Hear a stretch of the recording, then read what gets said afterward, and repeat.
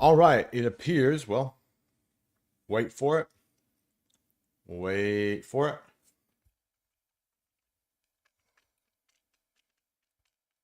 All right, it appears that we are live. I'm gonna flash all the channels, and everyone is probably talking shit on me for being late, and I was late, so I apologize. Tech issues, like I said. Um, well, at least I give you another little couple minutes to have a nap there, Kaylee. Or Kylie, sorry. Well, you did, and hopefully you didn't already leave it. Who knows? Kyson? Is it Kyson or Kayson or Keeson? I bet Kyson is my guess, but we'll see. I'm here. Hi, Alan. Okay, don't get arrested for rioting, even if you're rioting. No, I'm showing up. I'll always show up. Oh, look at one of y'all staying up late. One of y'all getting up early. I feel honored. I'm sorry. I'm existent. I exist. I do exist. I'll tell you what. All right. Now let's see if everybody already left or not. Okay, we are live now. Let me pull up on the YouTube too and see what's going on with that. Just make sure that I'm not missing anybody. Apologies again for being late, folks. Really am.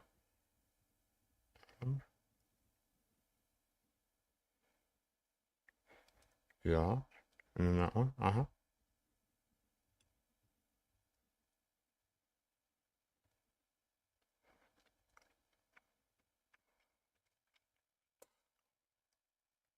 Yeah.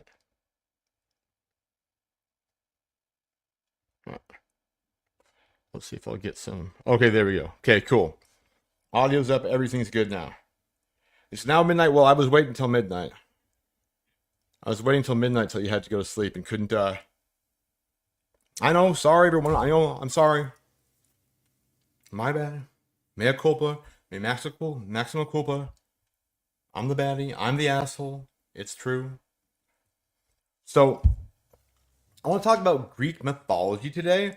And it's going to be kind of a little bit of a different side of Greek mythology than, I mean, people probably know about, like, oh, there's Poseidon, oh, there's Zeus, and they're all, sleeping around and then, like, capturing human women and procreating with them too. And so all these gods come out.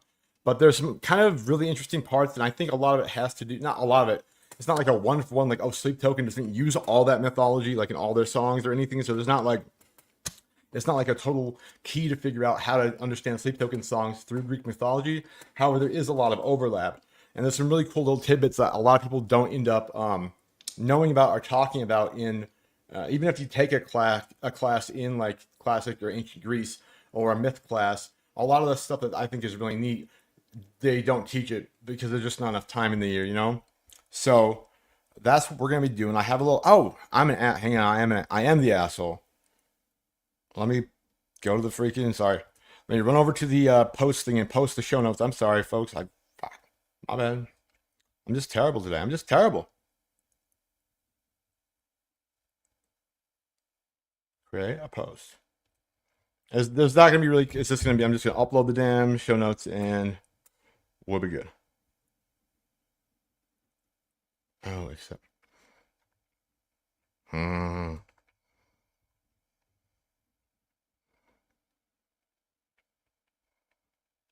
That's gonna make me upset. Oh. Oh. It actually is serious about the same picture there. All right. Well, here. Sorry, folks. Sorry. Let's go to the Discord. I'm gonna drop it on the Discord, okay?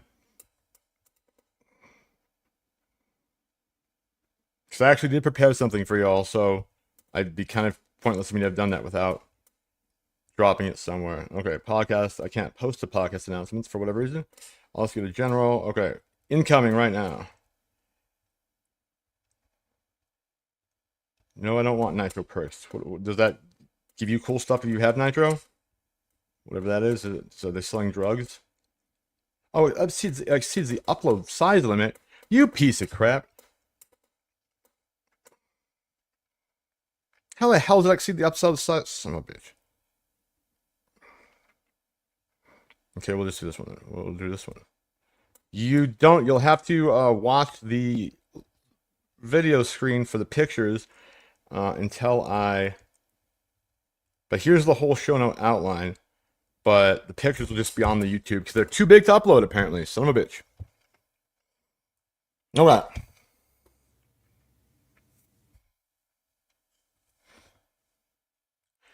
Oh, cause yeah, I was Jack J. Yeah, I was just waiting for you. Actually, I didn't want you to feel bad about being a little bit late, so I was purposely late so that you would feel welcome and not you know, like you screwed up. Okay. I mean, they're probably gonna see some of you, but all right. Sadly, no drugs. What the hell? Well, then you're doing it wrong, I guess. All right. Well, let's go back here. Let's pop up. So I have the slideshow with the pictures, and when I finish this, when I finish the picture presentation, I will make sure it's like chunked up, and I'll just like break it into two different files, and then I can put it up on the Discord, or actually I'll post it to the YouTube post thing. Is that working? We can see it pretty good, I think. Probably better if we can zoom in, but okay. So the interesting thing about Greek history is like the Greeks were one of the first civilizations or cultures that had like a continuous existence to kind of think about themselves in a really kind of like, I get not self-reflective, but like a kind of self-aggrandizing way. So that when Greek culture came around and the Greeks, there was, you know, Athens and Sparta and all like the Achilles and the Odyssey stuff that you've all probably heard about. By the point in time that those mythical heroes were becoming part of Greek culture, there was already like 3 or 4 different iterations that came before it, right?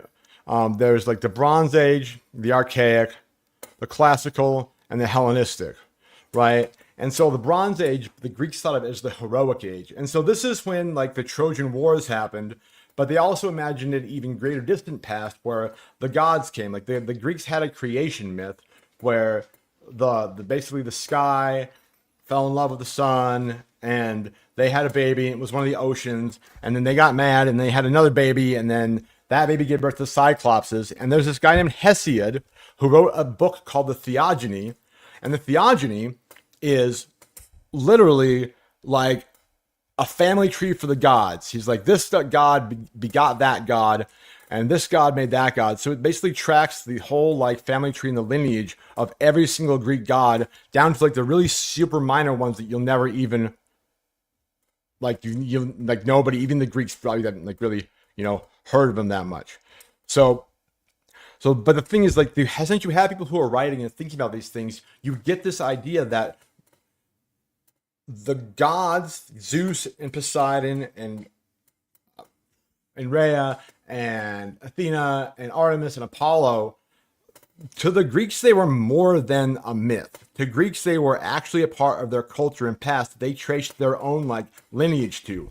Like people in Greece, when Plato was around, when Herodotus was around, when people were writing stuff down and writing plays you have to read in your high school English class, you probably hate, Greece already had a belief that they actually were descended from gods. So it wasn't a joke, and it wasn't all just like, I don't know, what's a good example for me? Like Johnny Appleseed or Pecos Bill or like or Thor or Odin. Like people really connected with them in a like they were my great granddad kind of way. And so throughout that, so you have the Bronze Age, which is like prehistory, and then you have the Heroic Age, which is the only one that's not named after a kind of metal when you get to the actual historical. There's bronze, this iron, silver, and what does that mean? Something beeped. Oh, the Discord beeped at me. I yeah, that's funny. Yep, people just dox themselves, huh? I know. I'm gonna have people showing up at my room, at my my apartment now. All right, sorry, focus back up, focus back up. So the people in the Greek authorial, when people started writing stuff or at least performing stuff, Homer, you get the Iliad, the Odyssey, Hesiod, you get the Theogony and Works and Days. These books that are telling the Greek story and everybody's memorizing and saying it out again. So they're kind of the first to really write their own history. And it's really interesting because you get this combination where you have the more distant off gods. You have Zeus, and you have before them, you have the Titans, and before them, you have the wind and the sun and the seas, who are all forming and having babies too. And so by the time you get to the heroic age, Achilles and Odysseus and Agamemnon and Nestor and the whole battle with Troy, Paris and Helen and all their travails and the probably the foundational like identity of Greece as a culture is the Trojan War. And the reason for that is because the way Greece is set up, they have these things called oikai, which are city states, or they end up becoming called polises, like not the police, but polises, which is the city state. Before that, there were oikai, which are it's the word for family unit, and the family unit and the king at the head of it, at the head of the biggest family in each little municipality, right, runs the show. So the Greeks thought of themselves basically as a bunch of different independent families. They weren't like a Greek culture. They didn't have a Greek identity. The Spartans and the Thebans and the Thessalonians, and there were all these different places that were very much their own little monarchist society. The Trojan War is what really united them. They all got pissed off enough for whatever reason that Helen got taken that they went and unified for the first time to a common cause. And they went, and after all the time, there's debates about how long it actually was, but the Trojan War actually happened and actually lasted between probably 20 to 30 years, and it united the entirety of Greece. When Greece came back from the war, those who made it back, they had a unified culture and society for the first time, which made them far above and beyond the rest of the other cultures in the area, and the rest of their cultures really well, I guess in that area, because Egypt was doing pretty good and China was doing pretty good at the same time, but that's on the other side of the world as far as they're concerned. And so it gave them a lot bigger ability to raise an army and conquer shit. So then Greece goes and conquers everything around there.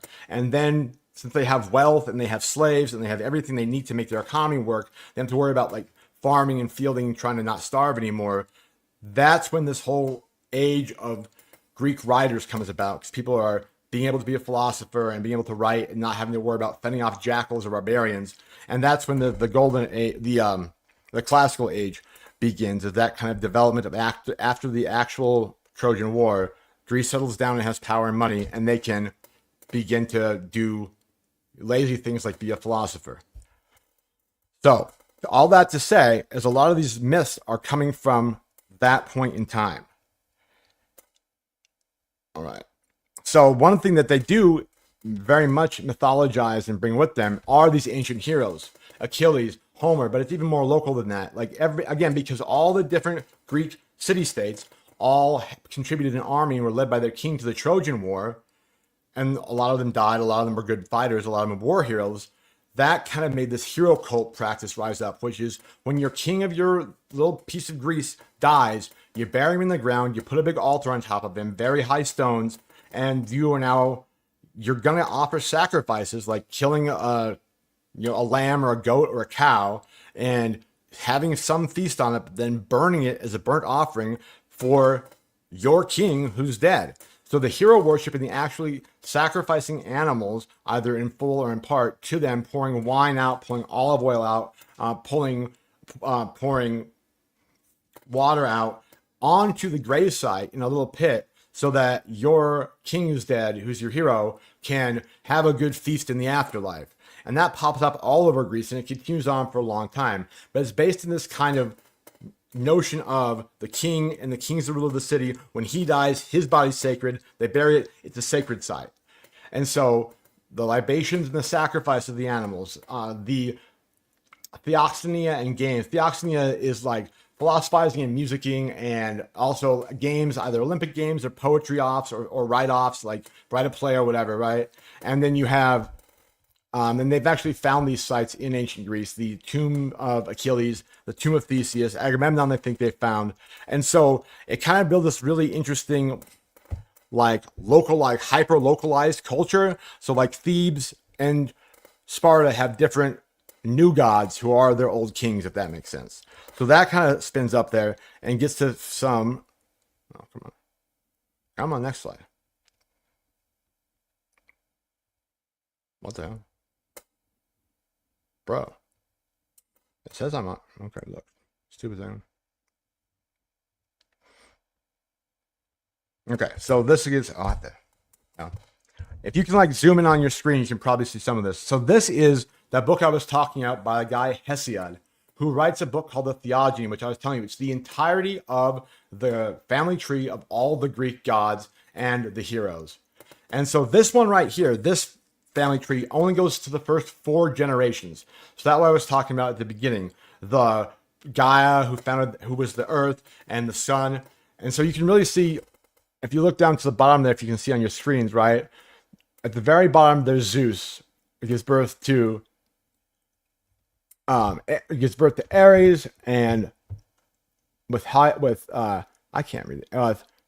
Hera, and then also Hera gives birth to Hephaestus, and so all the Greek gods you have in the pantheon in Olympus, all are the most recent gods. Back there before that, you have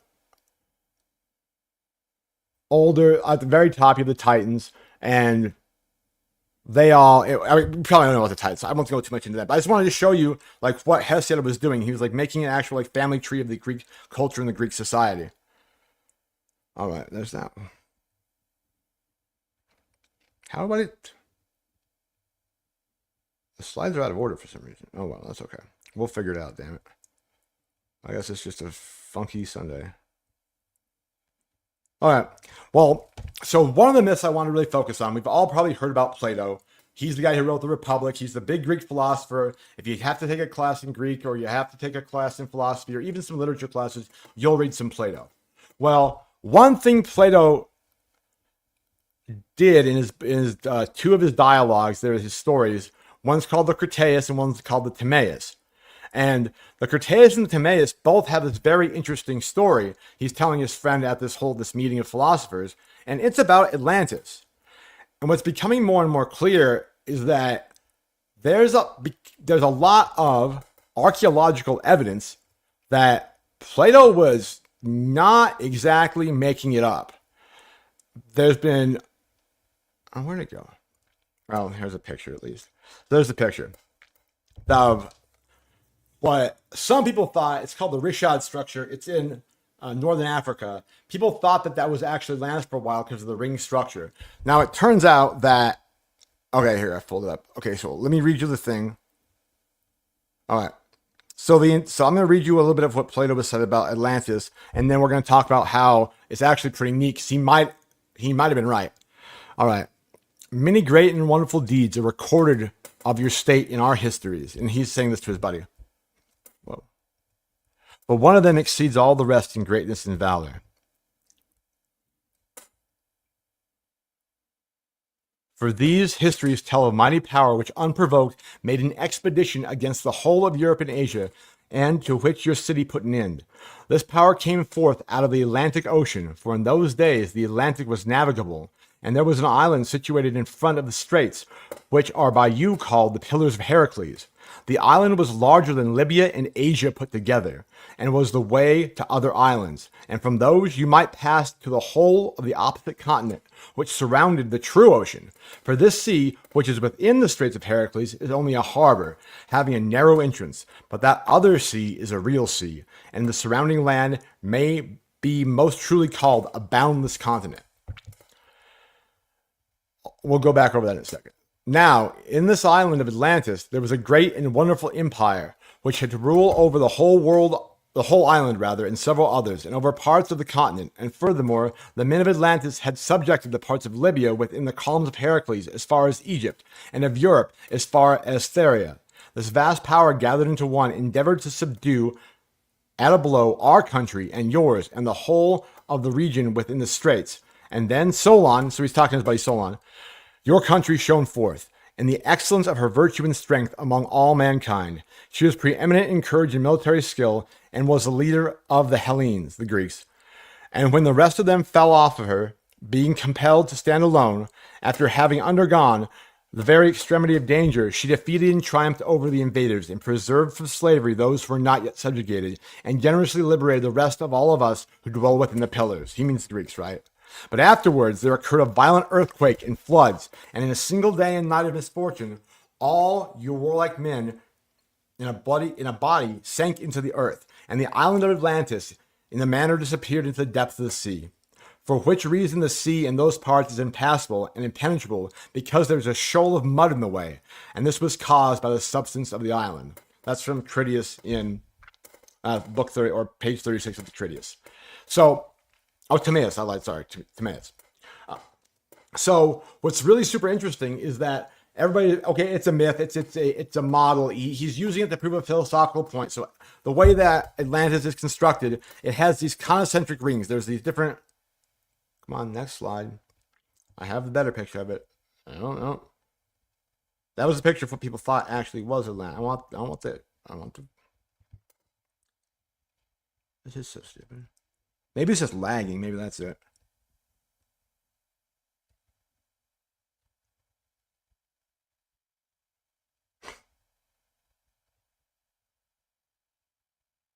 What's the point of having the dam? That's not it. Oh my god.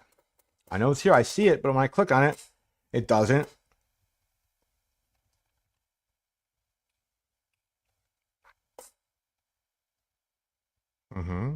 And the next one.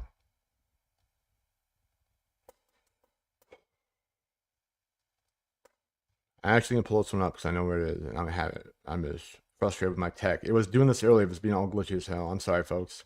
Usually we have a higher production value than this.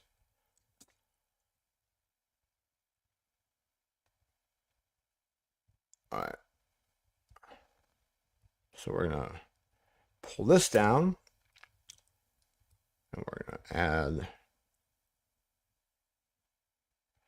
this. We're going to add a window. We're going to add this window. Just do it my damn self because I can even like zoom in and stuff on this. I don't know. All right. Cool. Should be pops up in a second here. All right. So what you're looking at on the left there is a artist's rendering of that same thing, the Rishad structure that the satellite photo was the previous slide before I started jumping around. And this right here is on the other side is Plato's Atlantis. And you can see it's really interesting how they kind of look like they could be like the ruins of the same thing. But people for a long time, at least academics in America and in the UK and the West, thought that the reason that Plato introduced this idea of Atlantis, it was an allegory for his philosophy. Basically, Atlantis was a symbol he made up to prove his philosophical point. And you see how there's the different rings that all have these smaller and smaller circles of water within them. Plato believed in kind of a society or a hierarchy where you have the people on top who are the philosopher kings, and they're supposed to rule everything from the tower in the beginning. But everybody kind of has their place in the society, and they go out in descending levels of importance. You have your merchants in the second ring here. After that, you have tradesmen, you have carpenters, you have some animal husbandry, some butchers, and some farmers, animal farmers. And out here in the farm, like the green lands around, is all the farm. And so this was this idea for how a city should work, is you have these kind of, I mean, we wouldn't like it nowadays, but these peasants out here in the hinterlands who are basically dumb farmers. And then as closer you get to the center of the city, the higher up the education level you go, the higher up the royalty and nobility level you go. And so the closer you get to perfect knowledge. And that's why people would argued for a while or thought that this is all something Plato made up just to be like a symbol of what he wants to teach with his philosophy and or his politics. But it turns out, lo and behold, they may have found Atlantis. This isn't it. But out there in the Atlantic, at the rift right there, probably 200 miles off the coast of America, like off the East Coast in the Atlantic Ocean, there has been a lot of excavations and core sample drilling. And this is some of the deepest water. It's not the Marianas Trench, but it's the Atlantic Ridge Trench. And it's 2 or 3 miles down in the ocean. They're doing some core samples to see what the ocean floor was made of. And they pulled up many core samples that have sand on them that's not bottom of the sea sand. It's called continental silt. So it was once a beach somewhere. And then they dug down a little bit more and they found plant life. That was, plant life that grows on land, not seaweed. And so for whatever reason, if you follow Plato's directions exactly to the middle of the Atlantic Ocean, you can drill a hole down in the ocean floor, like 2 miles down, and get a core sample up. And in that core sample, there's evidence and proof that exactly as long ago as Plato says in the Timaeus and the Critias, there was some big landmass there that's now over 2.5 miles under the ocean. With plant life, fossilized animals, everything. Some stone structures and some mud too that's starting to pull up.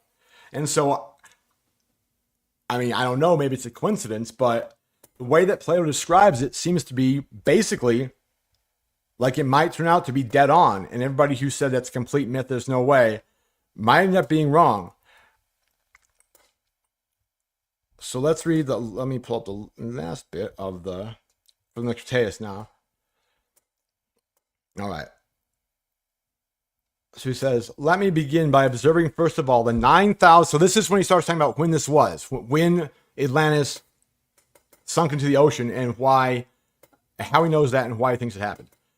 9,000 was a sum of years which had elapsed since the war which was said to have taken place between those who dwelt outside the pillars of Heracles and those who dwelt within them. The people outside of it are the Atlanteans. The ones inside of it are the Greeks. The combatants on the other side were commanded by the king of Atlantis, which, as I was saying, was an island greater in extent than Libya and Asia, and when afterwards sunk by an earthquake, became an impassable barrier of mud. Allotment of earth in the founding of Atlantis. And Poseidon, one of your Greek gods, receiving for his lot the island of Atlantis, begat children by a mortal woman and settled them in a part of the island, looking towards the sea, but in the center of the whole island there was a plain, which is said to have been the fairest of all the plains and very fertile. Near the plain again, and also in the center of the island, at a distance of about 50 stadia. A stadia is like, basically, if you think of it, if you think about it like a football field, a stadia is like where we get the word stadium from. So it's not exact, but it's, about the size of a football field. That's a stadia. There was a mountain, not very high on any side. In this mountain, there dwelt one of the earthborn primeval men of that country, whose name was Evenor, and he had a wife named Leucippe, and they had an only daughter who was called Cleito. The maiden had already reached womanhood when her father and mother died. Poseidon fell in love with her and had intercourse. Well, the word's not intercourse in the actual book. I'm glad they cleaned it up for me. Intercourse with her, and breaking the ground, enclosed the hill in which she dwelt all around, making alternate zones of sea and land larger and smaller. He himself, being a god, found no difficulty in making special arrangements for the center island, bringing up 2 springs of water from beneath the earth. He also begat and brought up 5 pyres of 2 sons, so that's 10. The oldest son Atlas became king. The island and ocean are named after him. The 10 kings divide the land and rule according to Poseidon's laws, inscribed on a Herculean pillar. So then detailed accounts of the construct of rings I was talking about, of land and water, canals, bridges, temples, to Poseidon and Cleito. Their military organization, 10,000 chariots, lots of resources. All right. So now, for many generations, as tradition tells, the people of Atlantis were obedient to the laws and to the gods, and practiced gentleness and wisdom. But gradually, the divine portion of their souls became diluted with too much of the mortal mixture.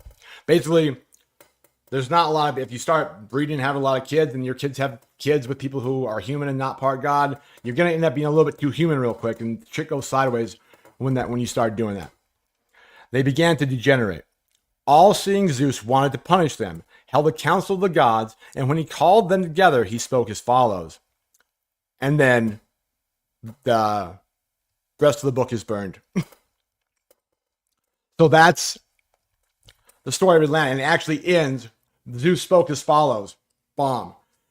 And the other thing that's interesting about mythology and Atlantis is it is Poseidon's place, and it's also the place that, according to what their telling me what the books tell me, what Plato tells us, right, is that the Atlanteans came and damn near conquered Greece. And if it wasn't for Solon and his people, then they would have actually been overrun. Now, that's a pretty big thing for a Greek to say. And so Poseidon was their boy. Poseidon was their god, and Zeus was a mainland Greek god. And so there's all of this animosity in the mythology between Zeus and Poseidon. Even though they're supposed to be brothers, and in like the stupid movie Hercules, the Disney one, they like, I guess Poseidon's not even in that. Well, probably because they hate each other, but they hate each other. And so anytime that Zeus can like kill somebody that Poseidon likes, or vice versa, they do it. So Odysseus, when Odysseus is going to go fight the Trojan War, Poseidon's like, oh, son of a gun. That Odysseus guy, Zeus really likes him. Oh, he has to go across the water? Oh, we'll make his life hell. And so basically the part of the Iliad and most of the Odyssey, if you want to think about it in the most basic terms, is Poseidon trying to kill Odysseus because Zeus likes Odysseus, and Odysseus trying to get away. So this rivalry between the two gods and this rivalry between Atlantis and Greece is something that's very interesting. And I think it's just really cool how now that we have the ability to dig down 2.5 miles in the ocean, we're pulling up stuff that looks like there was a giant island there. And there was a cataclysm. I'm not sure if anybody's ever heard of something called the... Whoa, my chair almost actually broke. Something called the Younger Dryas impact theory, like the big comet that came down. And the thing is that also lines up precisely with this time that they said Atlantis fell and sank into the ocean. So you have these overlapping like pieces of evidence coming together. The glacier melt off, the multiple comet strikes, Plato's story about Atlantis. They're finding stuff that actually looks like there was something there. It's all seems like it might not be as big of a myth as we all once thought. So that's a little crash course in Atlantis. I mean, we've all probably heard the album. I hope we have. If we haven't heard Atlantic by Sleep Token, I don't know why y'all are here if you haven't heard it, but there's a lot of not only Atlantis-ish references, but a lot of Atlantis-adjacent references in the lyrics to that one. So if there's one thing to take away from the myth today that's going to be specifically relevant to Sleep Token, a lot of the Poseidon stuff, a lot of the Atlantis stuff, a lot of the Cataclysm stuff are very largely part of that album. I also just want to shout out to Bessel, just the fact that the water depth, which are individually significant, that they have on all the tracks of that album, that's freaking genius. Like, I've never in a million years would have been like, okay, we're going to write an album. It's going to be called Atlantic. We're going to name things very oceany or very body of watery. And we're going to put certain depths that are signifying in places and events. Just stick them on the freaking song and let people figure them out. That was just like a really cool Easter egg. I was like, damn, guy's brilliant. Guy knows how to weave things together. Which is why I think that if it sounds to you in a Sleep Token song like there's something more to it than just the basic level stuff, 9 times out of 10 there is. Okay. Let's see if I can... Actually, I'm just going to do it that way. I'm done with using the stupid presentation on the slideshow. I'm going to pull up my slideshow on my computer and share the screen because that works better. Derp derp. Okay, we'll take that picture down and we'll move on properly, I hope.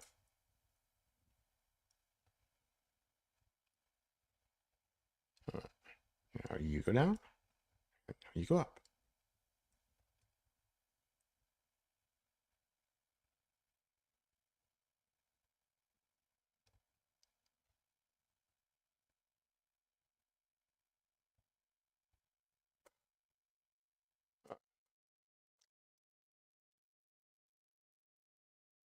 I should have just done this from the beginning. I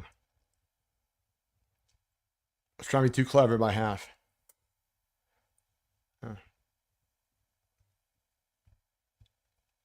Oh, I can't see anything.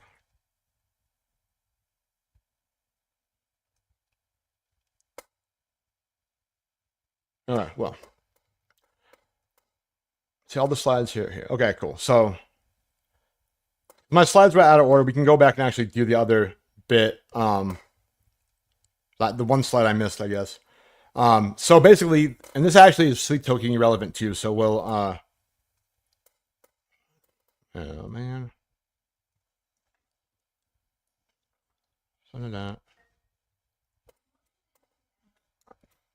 nothing. Just doing the show.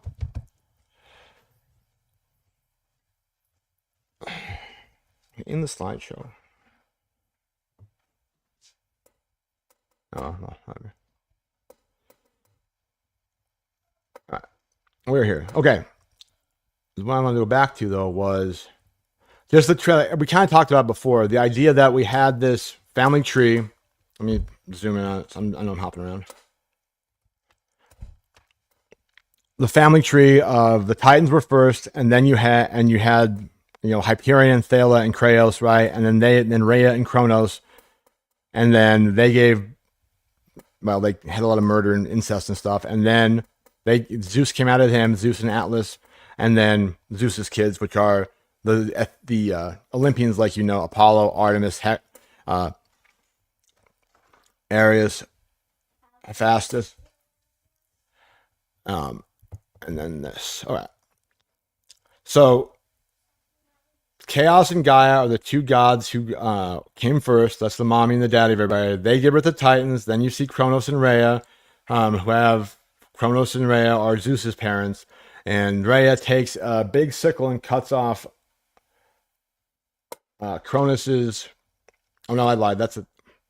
Rhea takes a big sickle and cuts off Kronos' junk, and the blood out of Kronos' junk spawns the Titans, and out of the Titans come Zeus and his brothers who escape from the Titans' belly because their mom, Hera, tricks the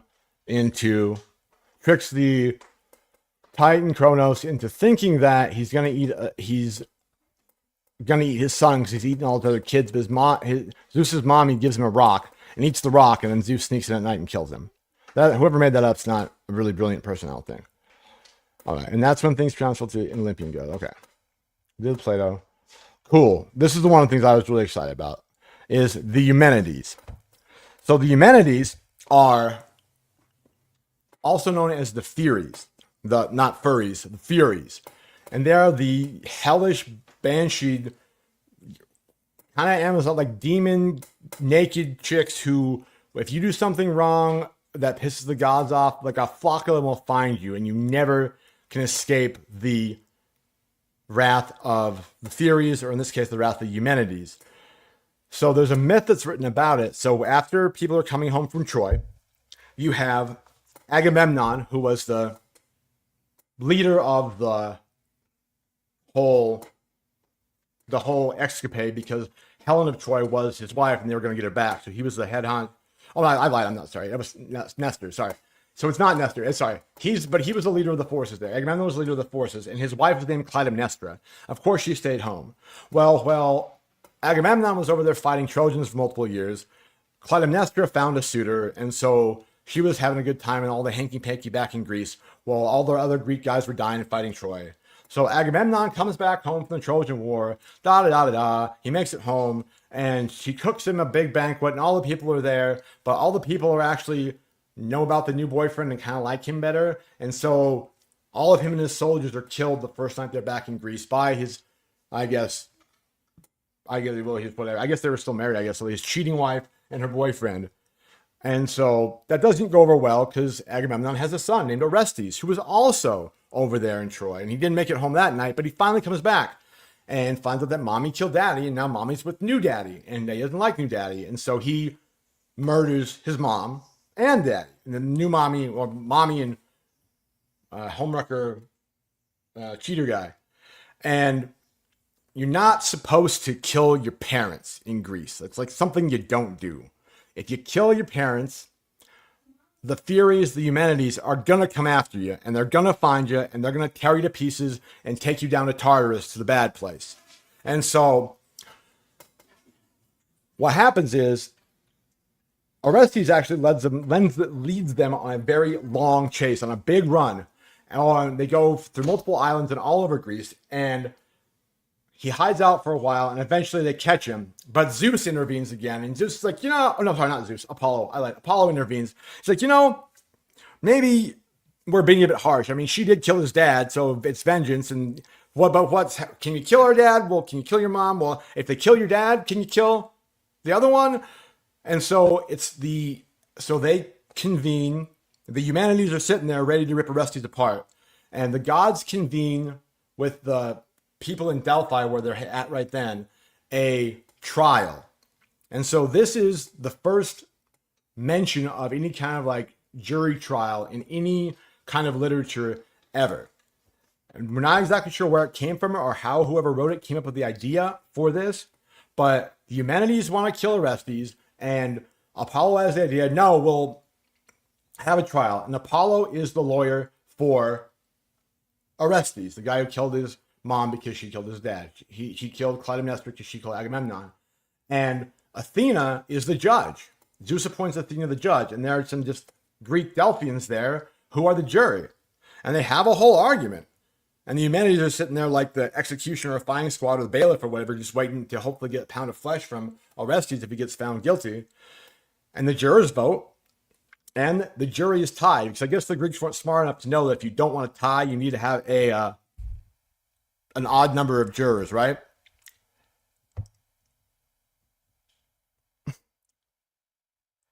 That is true, huh?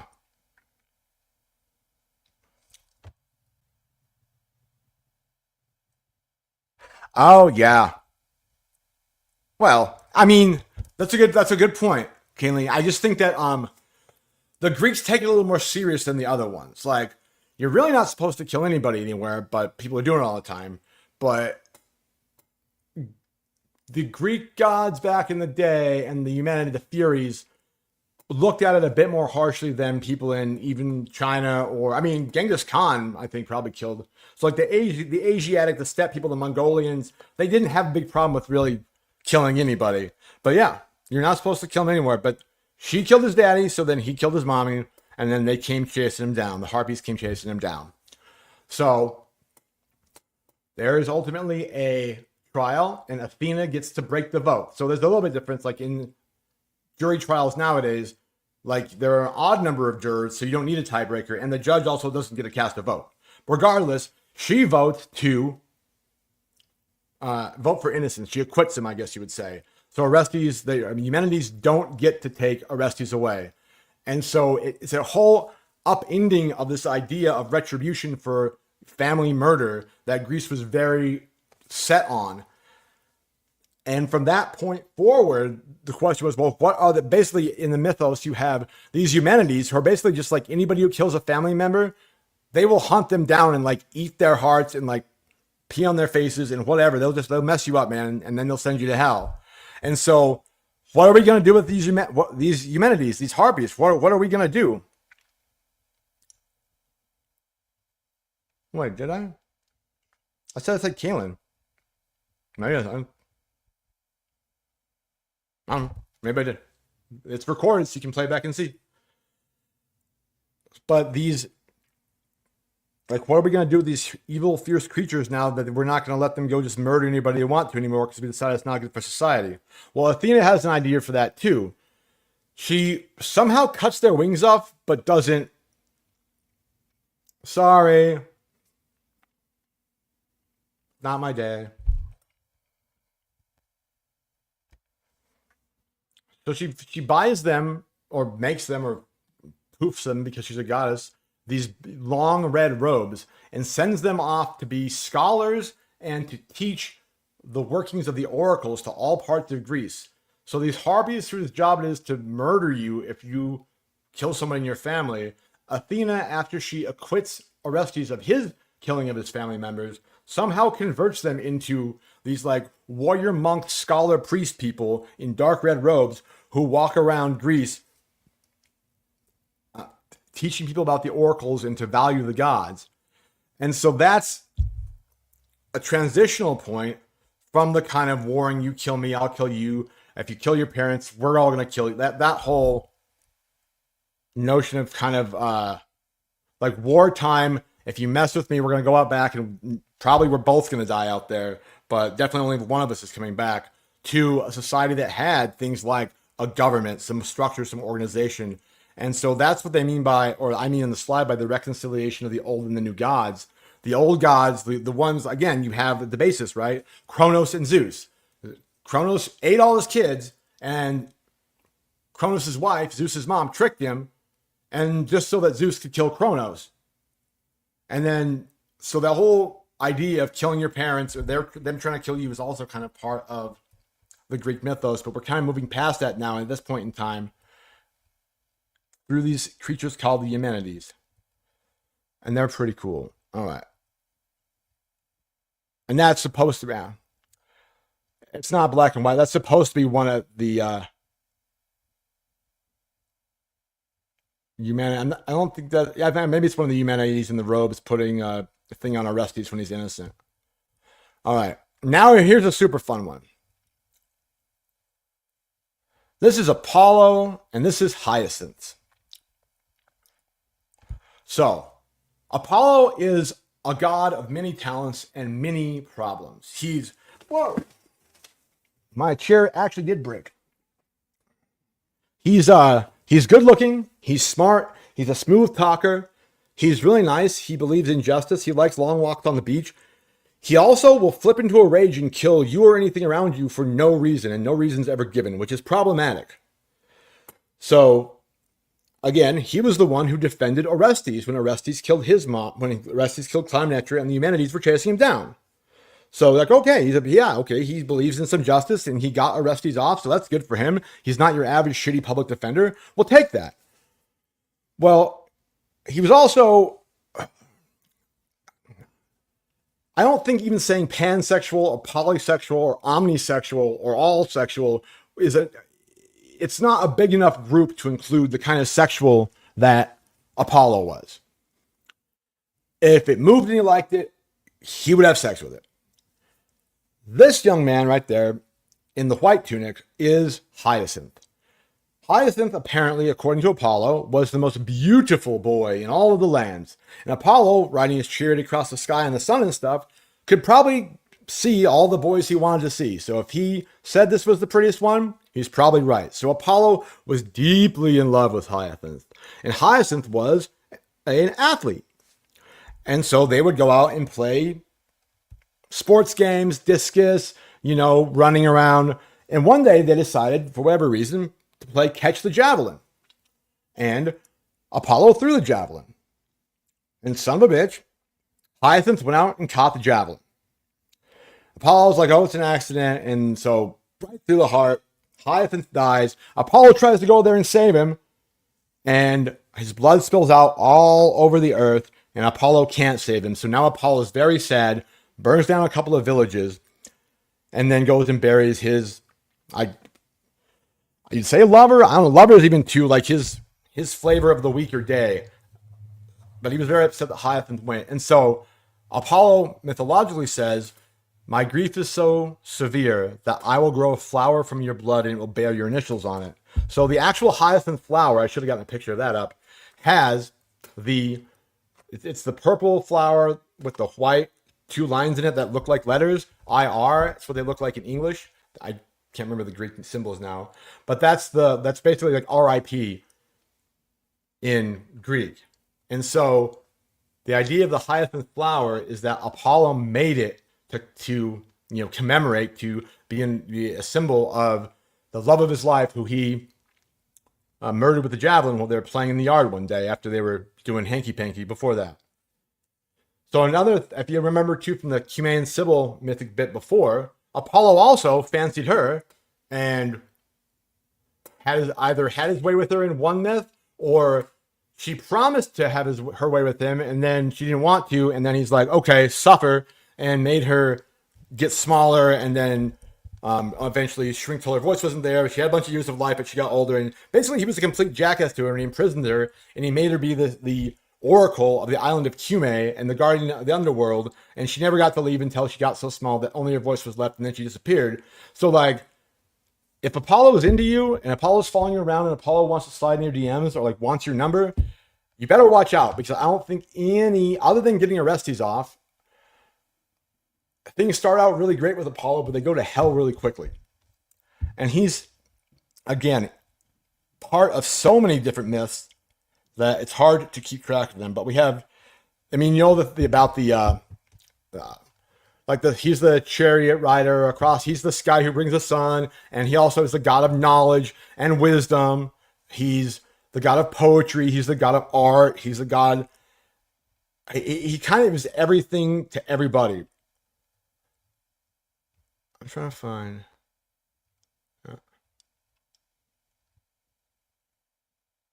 Yeah, here we go. Light and sun, Phoebus Apollo, right?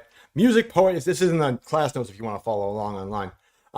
Music, poetry, and the arts. Leader of the muses. So all the muses, all again, this is why the command symbol is in such trouble, because like all the girls who are the prophetesses, they put up in their shrines and people go and ask them the future, and they usually end up either lying to them or telling them half truths to get screwed over.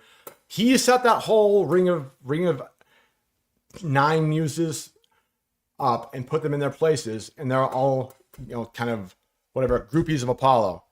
Also, poetry, singers, harmony, lute players. He's considered to be a god of Delphi and the most famous oracle, even though he always has some young virgin girl every year come in and be his oracle, and she talks through him or he talks through her. So he can also either give disease and plague or he can heal people. So sometimes he got really pissed one time. Again, this was after the Hyacinth died. He got pissed off and just plagued the hell out of 2 towns just cause. Also, he's the goddess of hunting and archery, even though Artemis is also the goddess of hunting and archery. Youth, beauty, and education, of course. Yeah, and he's the protector of young men. The Kurotrophus, which means saving young men. But I think he's probably killed more young men, at least through accidents and screwing around, than probably any other god who just like cataclysm a whole city. Now he gets the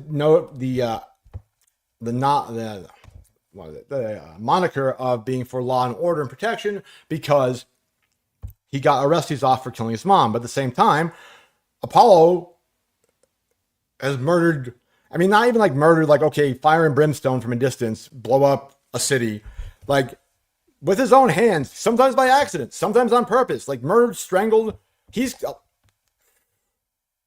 Yeah. So the way that he got to be the king or the god of Delphi, right? Delphos, was there was a big serpent called Python. That's where we get the name Python from. This big evil serpent guarding the Delphi's oracular cave.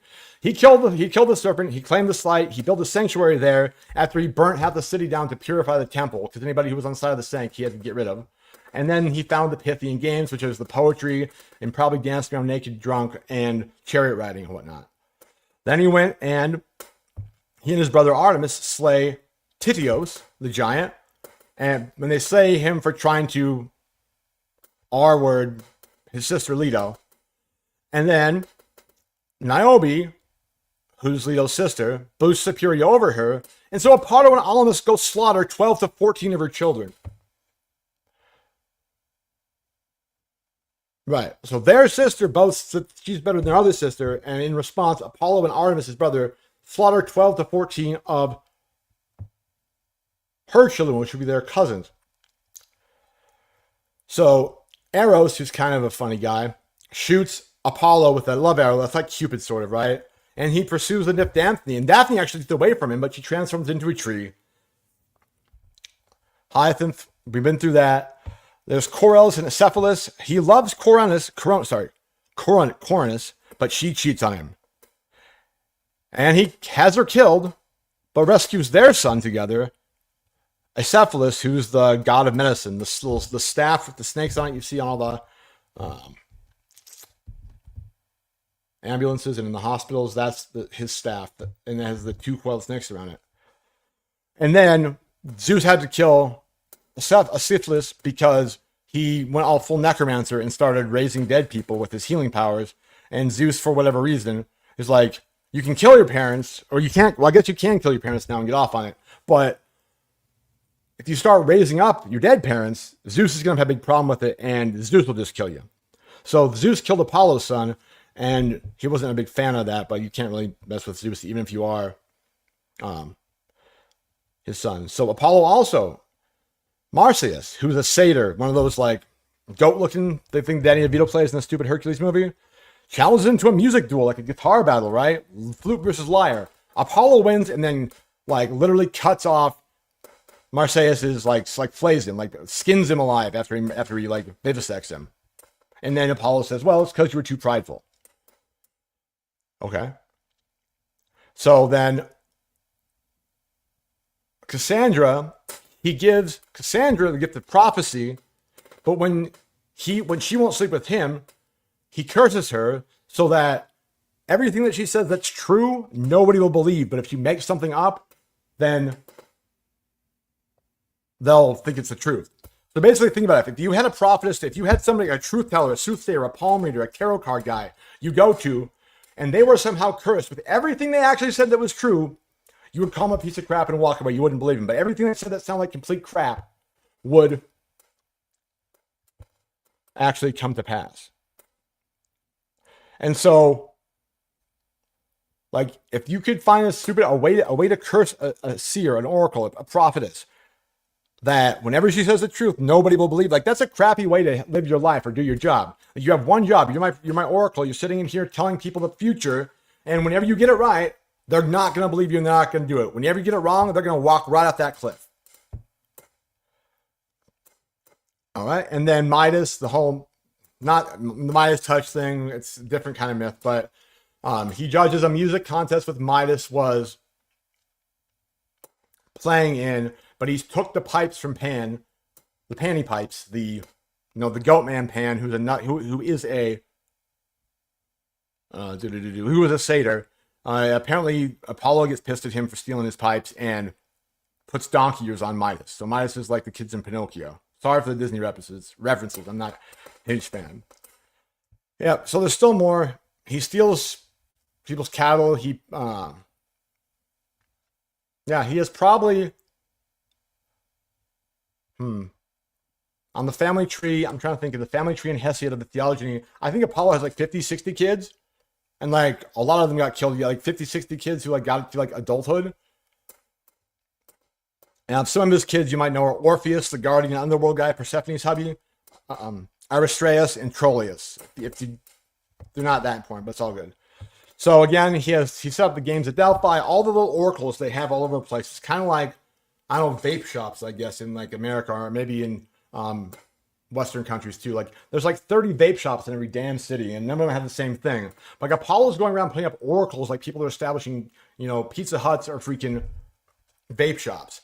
And he sets them up. He goes and gets the woman he wants to work there, and he keeps them there chained to their stool or whatever. So, all right. And cool. Okay, we'll go to the next slide because I want to show you some about not just him and his boyfriends. Get your eyes off Hyacinth, man. He's taken, and Apollo took him. Well, that's not. We're doing that one next. I want to do this one. Okay, so this is the Oracle at Delphi. Since I did the Apollo, we do this. So they called her Pisthia. Her name was also Cassandra. So the way the Temple of Delphi was set up, and they have excavated now. Like they found it, they dug it out, and son of a gun, it actually looks like this. The Greeks aren't complete liars, which is pretty cool. So maybe Plato was right about Atlantis, and they're finding that a lot of this is true. And the way that the thing was set up, there was like a big, dark, cavernous room, and the oracle would go in there. She would, so the whole story is she'd get up in the morning. They had to do very specific rituals. They have to kill a bunch of animals at night and like read their chicken gizzard insides. And if the omens were good, then the prophet said, okay, I can go do my prophecy thing tomorrow. And then she had to go bathe in a stream naked that was right by there. And if something landed on her, then, or some omen, then even though she went through that, she'd have to go away and couldn't prophesize for a whole nother month. So it's kind of like she works for the post office or something. She's barely working at all, even when she is. But whenever all the things line up right, her hair is perfect, and the shoes match the dress, and they kill the pig, and the pig's liver says, tomorrow's a lucky day to be a prophetess. You can go there. She'll actually go in there, and when she does, she'll sit on. Let's see if I can zoom in on there or not. No, I'm not gonna mess it up. Okay, that little thing she's on, you see right by her feet, there's these three things sticking out. It's called a tripod. It's a three-legged stool. A lot of Greeks sat on them. But it was put over this volcanic vent inside the temple. And like sulfur fumes and all kinds of not chemicals, because they didn't have chemicals, but sulfur fumes, toxic waste stuff was coming up from this like volcanic, sulfurish ash heap of who knows what. And she had to sit there and she just inhaled the fumes all day. And when she inhaled the fumes, she'd start talking crazy. And that's when you knew she was giving prophecy. So you see these people around her in the white hoods there. They're not the Ku Klux Klan, actually. They are her acolytes, her interpreters. So she'll be here sitting on this three-legged stool and going, and like high out of her mind and probably not wanting to be there, or maybe wanting to be there, hard to say. And these people in the white robes would interpret her messages to those who came to ask her prophecy. So somebody's like, okay, hey, Pythia, hey, Oracle of Delphi, hey, goddess or representative of Apollo, avatar of Apollo, we're going to go fight a war against Carthage tomorrow. Or not Carthage, I guess that's Rome. They fought a war against Persia. We're going to go fight a war against Persia tomorrow. What do you think our odds are? And she'd be like, 6, 7, I don't know. And then the ladies in the white hoods would be like, she says, go for it, you're good. And then they'd go. And so she was the prophetess. She's the most revered oracle, the most revered sire, the most revered god of knowledge and prophecy, the oracle at Delphi. She's in all the movies. All right. So that's like the biggest, deepest, darkest part of the mountain sanctuary they're in at Delphi. It's like on a mountain. Also, they had other little, this is where she was doing her thing. But Apollo, he got around. So he had theaters. He had like in the same temple, he had like a stage and a theater and a band shell for orchestra. And he would have music contests and drama contests. And there was an outside event for running and like throwing spears at your boyfriend and killing him. And then burning down neighboring towns because you got pissed about it. And he'd have like drama contests or music contests, but every time he'd lose to him in music, apparently, like our buddy the Fawn up here, who he flayed alive and like skinned him alive after he lost, and then he's like, you too proud. So it kind of sounds like, I don't know, like American Horror Show or like Saw. Like Apollo's Temple kind of sounds like half Saw, half Miss Cleo.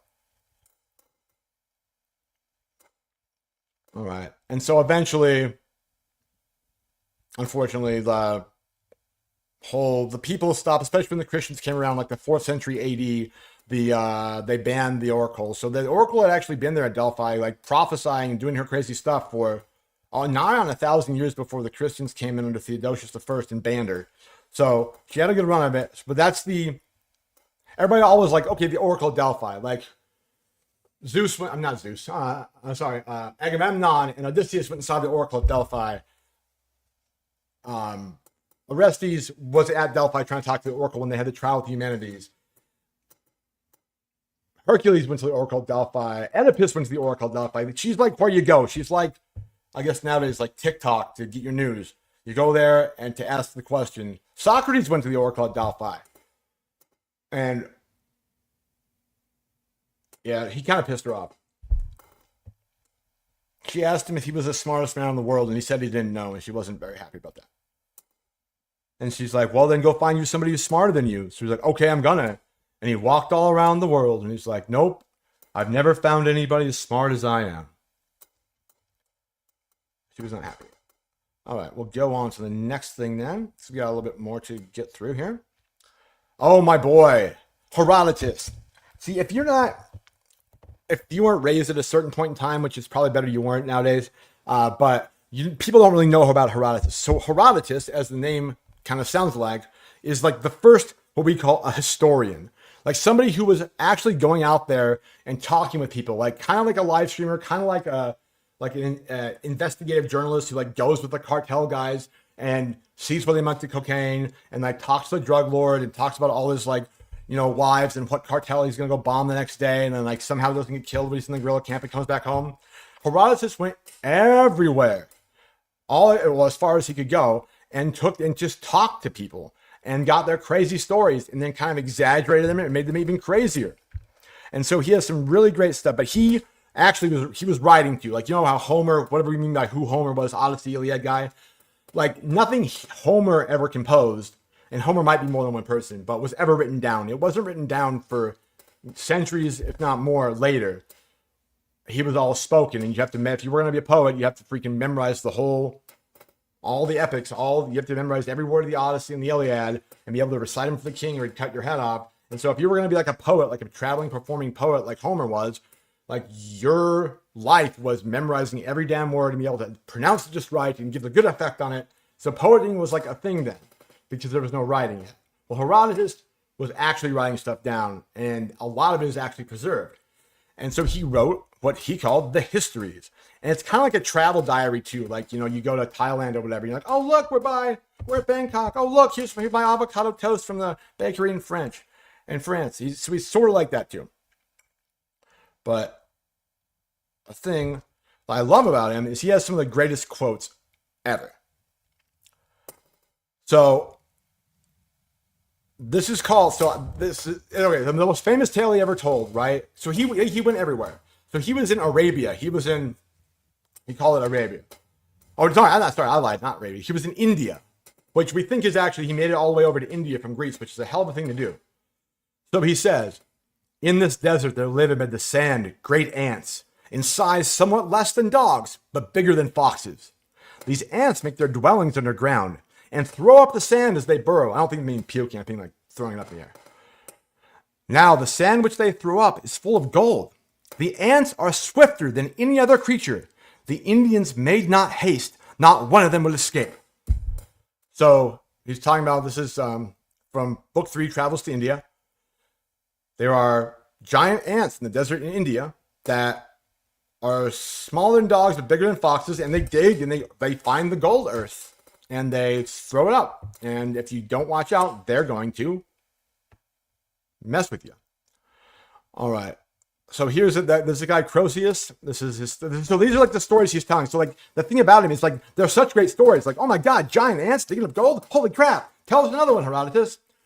But he's very much of an exaggerator and like kind of, yeah, it's history, but he gives it a little more flair. It's kind of like watching Inglourious Basterds instead of a documentary about World War II. It has a little bit of that Hollywood feel to it. So he says, so Croesus is being burnt alive at this point in the story. He's done wrong. Cyrus, the king, has ordered him to be burned alive. Cyrus in Persia has ordered Croesus to be burnt, so he's about to be lit on fire like a Salem witch. And it begins. As Croesus stood upon the pyre, a memory of the saying of Solon came to him. He cried out, Solon, Solon, Solon. When Cyrus heard, he ordered the fire to be quenched, but the fire could not be mastered. Then Croesus, calling on Apollo, thereupon a storm of rain came down and quenched the fire. So, yeah, I'm guessing probably that actually, if there actually was a burning at the stake that he saw, either the fire was going to be pretty easy to put out actually, or I didn't light it yet, or the guy burned alive. So, but you see the dramatic tension he builds up there. Like, even the king, oh my God, even the king can't stop the fire. He's lit. Oh my God, what a grave injustice. He doesn't want to kill him anymore, but now he's going to be burned up. And then Apollo comes in. It's like he gets the Luke Skywalker and Han Solo, like dropping the torpedo down the Death Star at the last second. All right, this is, okay, so y'all probably are familiar with this story at least. The 300, the movie, or Leonidas and the Spartan guys out there fighting against Xerxes and the giant army from Persia who's invading them during the Persian Wars. So he went to Persia, and he was actually around about this time, and he describes Xerxes' army. So when you see the craziness in like the 300, or you read, see TV shows that have the Persian army, like if they shoot arrows, it will blacken out the sun. It comes from Herodotus. So the land army and the fleet of the Persians is so large, when their numbers are added to the numbers of Asia, the sum total of their fighting men is 2,641,000. That's an odd number to pick. The whole land army together was found to amount to 1,772,000 men. Modern estimates put the real force at like 100 to 300,000 most, including the ships and everybody. So you think exaggerated. All right. Next story. The phoenix, the bird that, burns and then rises from its ashes? He made that up. Or maybe he saw it. Maybe it does exist and he's just reporting on it. They also have another sacred bird they call the phoenix. I have not seen it myself, except in pictures. I guess he means drawings. I don't think they had cameras. It is said that the bird comes to Egypt once in 500 years when the old phoenix dies, and it brings its parent's body, plastered over with myth, and buries it in the temple of the sun. Oh, myrrh, not myth, myrrh, and buries it in the temple of the sun. Last one I'll tell you is Libyan wonder, the headless man from Libya. The men who live furthest to the west in Africa are the headless men who have their eyes in their breasts, like their eyes are here. And the wild beasts, the dog-headed men, and the headless men with eyes in their breast. Wait. Yeah. I guess he repeats himself in that one. That's weird. But he would go over the world and come back and tell crazy stories. I also know one of his I think is pretty funny too. He was in Europe. He was trying to go up past the Danube. So where Germany, I think it's where France and Germany, no, it's past that. It's like where Germany and Russia, it's getting north to the Swedish country. Hey, people in chat, I have people in the Scandinavian countries here. You know where the Danube is? Somebody help me out. Anyways, basically he goes up and gets to the Danube River and tries to cross it, but won't because the native barbarians are there telling you can't go over that, you can't go across that land because everything that further north than that is just full of giant bees. Like man-sized bees who fly around. If you try to go over there, you will die. And so apparently he listened to them and he's like, oh, nothing across the Danube. We're just going to go back to Greece now. That's another one. His is very interesting. All right, let's see. What else we get? That's Herodotus right there. It's AI Herodotus. They didn't actually have a picture of him. Maybe it was AI Phoenix that you saw a picture of. All right. So the last thing I'll talk about, well, I mean, we can talk more about stuff, but the last thing I have on my slideshow is the Peloponnesian War. So this is when stuff starts to fall apart for the Greeks. Isn't it close? Doesn't it border it? Isn't it getting pretty north? I know it's north. It's got to touch Poland or something. I mean, I have Google Maps and stuff. I can just prove how much of an idiot I am. It's the river. At least I got the right continent. Yeah. Oh, come on. So, okay. But it's Germany's second longest river from the Black Forest to the Black Sea through 10 counties, more than any other river or 10 countries. It goes through Vienna, Bratislava, Budapest. So it goes towards, what do you call that? Not Scandinavia, but so it goes through Germany, Austria, Slovakia, Hungary, Croatia, Serbia, Bulgaria, Romania, Moldova, and Ukraine. I mean, it's not exactly Scandinavia, but I knew it separated Germany from something. Wait. Oh, I can't pull my thing. Oh, there we go. Germany to Ukraine, but it goes through all those, with the Balkan states, right? Like Croatia and Yugoslavia and all them. So Serbia, so okay. I knew it touched Germany. I was trying to think what's next to Germany. I was like, because I know France is to the south of Germany, so I was thinking, what other countries has Germany invaded? Oh, they invaded Poland, and they got to Russia. They were going for the Scandinavian countries. I guess if the Danube had actually gone to Scandinavia, maybe Germany would have conquered them in the war. I don't know. Okay. Let's see. All right, so the Peloponnesian War, right? Good times. So it was the war between the Greek city-states.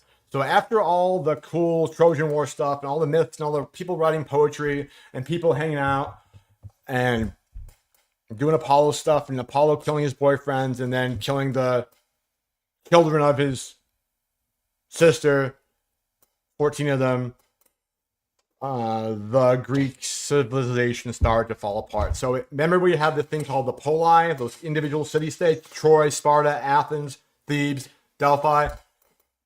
Or, well, Delphus is in Thebes, but you have a bunch of them now.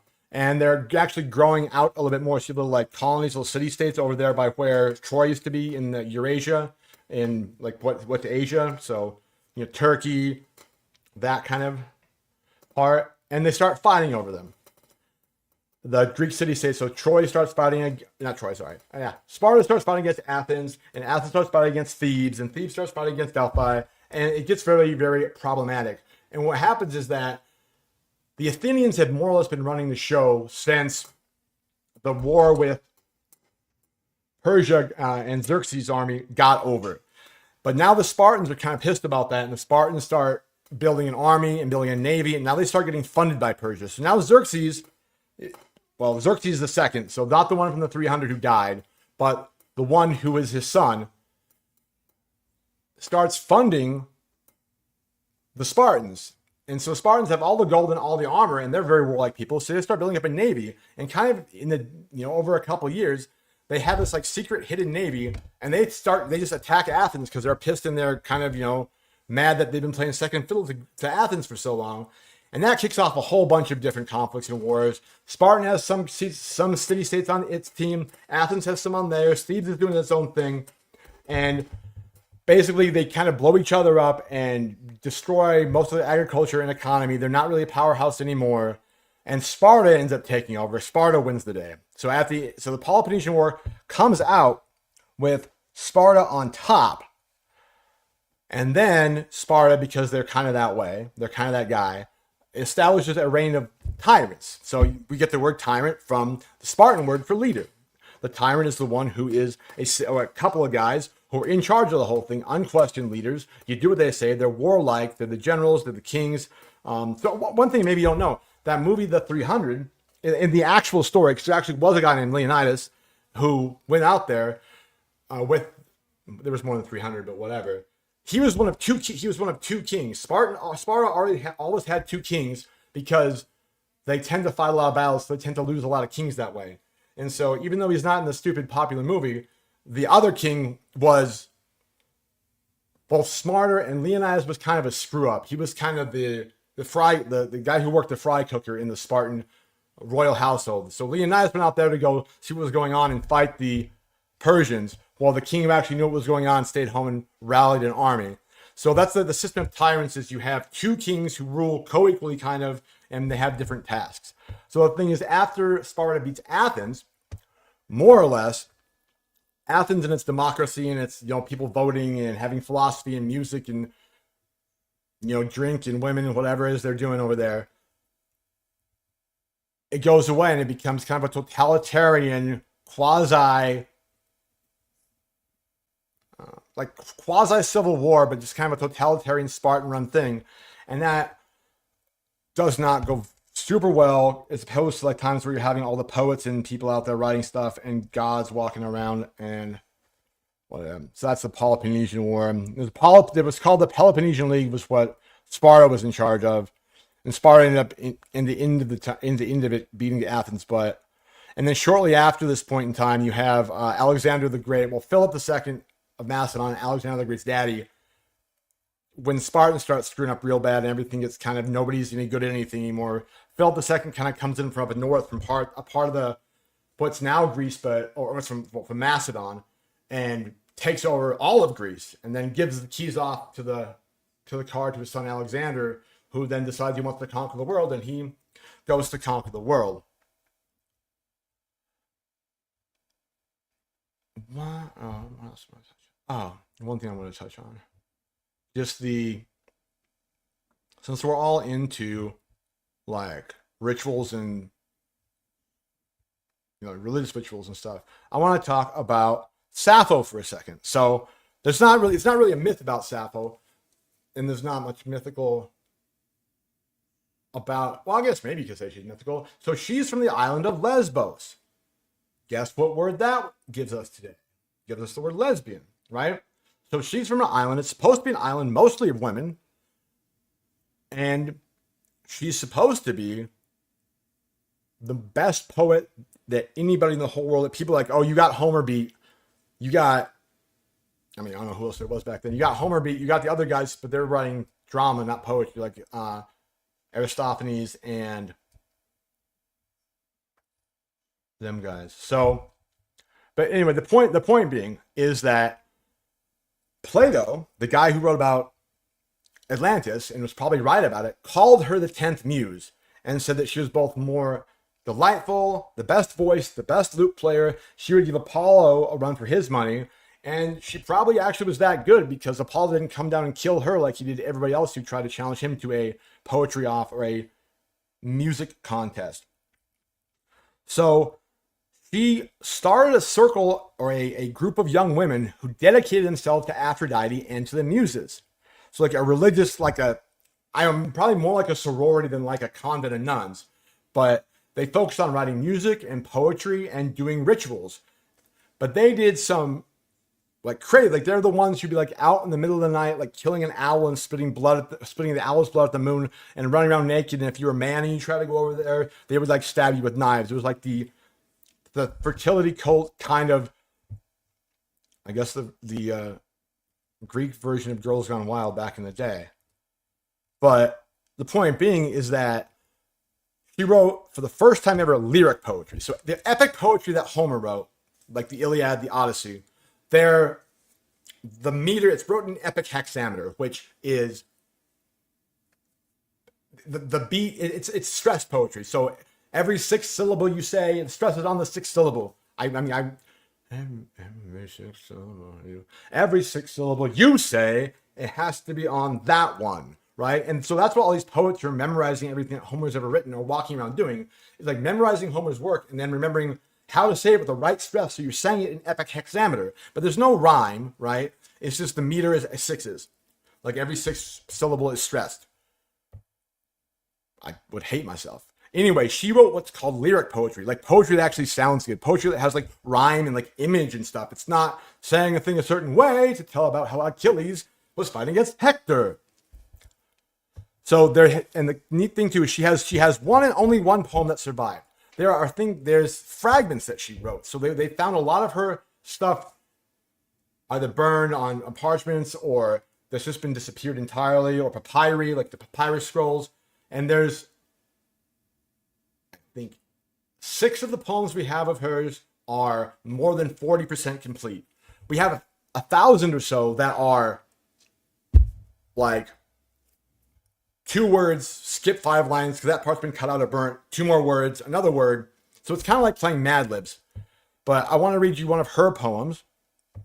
Her poetry is mostly about cool stuff like erotic desire, often between other women, the pain and joy of going through love, weddings, friendship, mythology, and she wrote to Aphrodite, that goddess, the lusty goddess.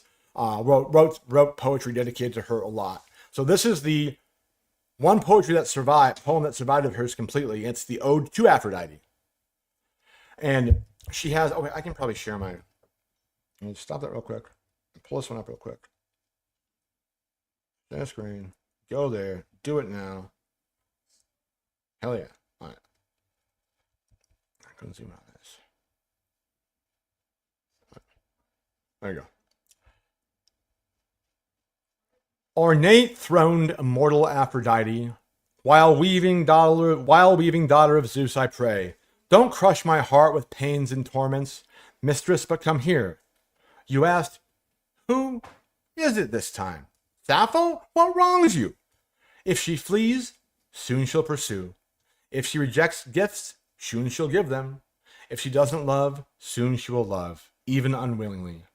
Come to me now again. Release me from cruel cares, fulfill all that my heart desires, and be yourself my ally in battle. I'm sure it sounds better and more beautiful in Greek, because she wrote it in Greek, obviously. But you kind of can understand what she's doing there with the poem. You can kind of, she's, okay, look, Aphrodite, you know about all people's hearts. You're the one who like makes us fall in love with people we're not meant to be with. You're the one who makes us like get our hearts broken. You're the one who has us lusting after people who don't want us. So I'm gonna pray to you right now. Stop crushing my hearts with pains and torments. Stop giving me, potatoes instead of, I guess potatoes not bad. Stop making ugly people like me and having all the good people hate me. Stop let me get in a relationship and find out they're already married. Stop, like whatever it is. Don't crush my heart with pains and torments. Just come here to me. Be there. Be my homegirl, Aphrodite. And she's like, what is it this time, Sappho? Like, what did you do? Oh, yeah. We know you. It's a Monday, so if your girlfriend's running away, Sappho, you'll run after her. She's not going to take your gifts, but you're going to give them anyway. Right? Basically, it's the whole, like, just how people fall in and out of love unwillingly. And she's like, okay, Sappho, you can go. I'll give you this, whatever, one night stand of this relationship. I'll make it work out for you, but you'll be back again because it's all going to crash down because you're Sappho. You love too freely, and they don't love you back sometimes, and you're going to get heartbroken again. All right. So that's a cool thing. When I taught literature, I got a book of Sappho's sonnets, the ones that are like just have like they have like 2 or 3 words out of the whole poem sometimes, or sometimes 40% of a poem. And I had my students do it, and I taught it, and so we basically just kind of filled in the blank. We learned how to write like the sapphic meter, like what the rhyme scheme was and how many syllables in a line, and then we all wrote Sappho's stuff back in for her. It was pretty funny, just like, I mean, there was Kanye West made an appearance in one of Sappho's sonnets that one of my students wrote. So did Cleveland Browns. So did AC/DC. So it's a fun thing. You can do that. If you ever have a free moment and want to Mad Lib Sappho's poems, other than that one, because that one's done. Okay, well, that's my little presentation. I'm sorry everything was crazy and I was kind of out of sorts today. I had technical problems and my chair is literally like, it won't stand up straight. And if I lean backwards, it falls over. I'm going to get a new one. Does anybody want to pop on and just shoot the crap for a minute or talk about sleep token stuff or anything? Anybody got any questions about Greek mythology that I didn't cover or touch that you would like me to cover or touch? Does anybody want to just either chatter or even I could drop let's just see if anybody wants to be brave. Screw it. Why not? Why not? What do you got to lose?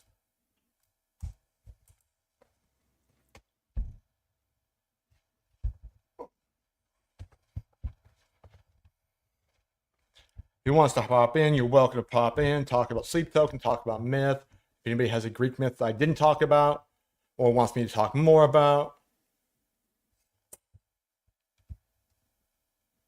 I try to stay away from like the basic ones that everybody knows, like, you know, Achilles and Zeus and yada yada.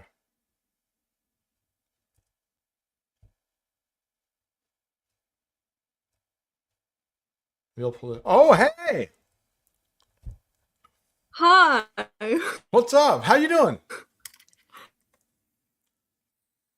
Hello. Say hi to everybody, all the millions out there.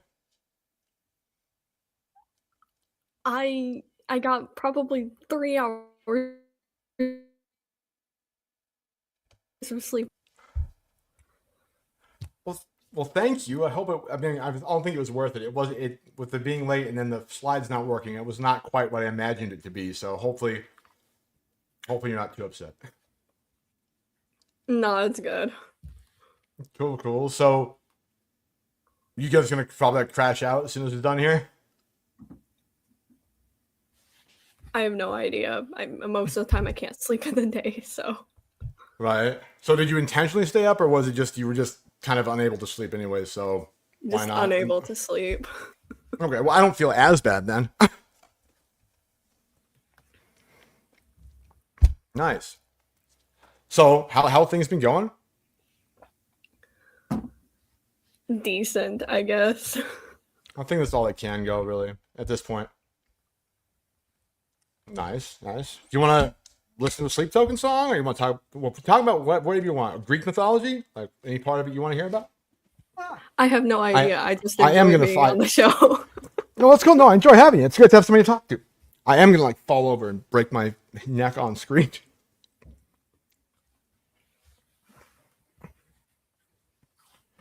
So yeah, okay. Oh, actually, some good news, I think. So I'm putting up some more of, you know, I put the shorts up of kind of like cutting up when Owen and I do a live, I cut up the shorts and then post them up. I found some new material from our live on that had Calcutta on it, and so there's some more shorts that are of Calcutta will be coming out, I think, the next few days. All right, I'll be So no, looking for them then. yeah. Well, hopefully they'll pop up in your feed. They kind of do that. Awesome. So are you one of the people who's trying to run away to Scandinavia or already are in Scandinavia? No. Okay. No, I am not in Scan. No, I'm American. Well, I know. I just know it. That's fair enough. That's cool. I was like, shit, I don't even know where the Danube actually is. Like, I know it touches Germany, but Well, you can't see it, but over there I have a map of ancient Europe. I'm huge that's into cheap. European history and stuff. Oh, cool. Does that include the Greeks?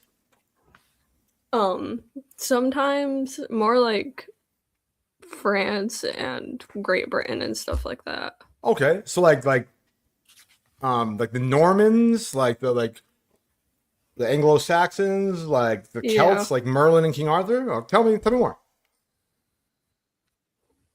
I mean, well, I'm more into like I do a lot of cartography and stuff. That's kind For of my main serious? thing, like map making. Yeah. Yeah, yeah, I know. Yeah, yeah. That's awesome. You do it by like hand or how you like go out and draw it, or I do it digitally. I mean, that'd be the way to do it nowadays. So how does one cartograph, I guess, these days? I mean, So for okay, me, yeah. No, it's go ahead, just go ahead. like Sorry. I get bored one day. I see map. I draw a map.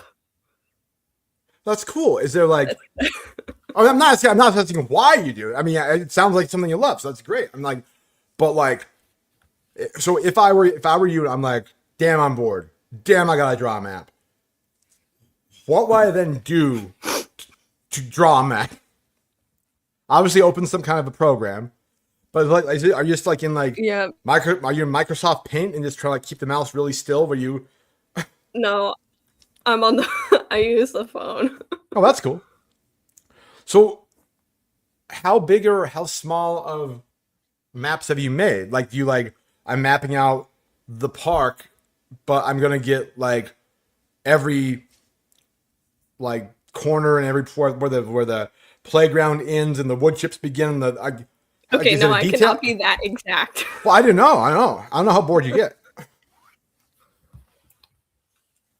So, like countries or cities or Um, oceans. Individual cities mostly, sometimes countries. Cool. Now, do you try to map them out like they were back in olden times, olden Yeah. European times? That actually makes a lot of sense because I was like, well, if you're just gonna draw a map of France, everybody's got a damn map of France on their phone already. Like I can't, if you just type France into Google, you're gonna get a fucking map of France. So cool. No, no, it makes sense. I'd never honestly thought about it like that before. I'd never been like, well, because it's France.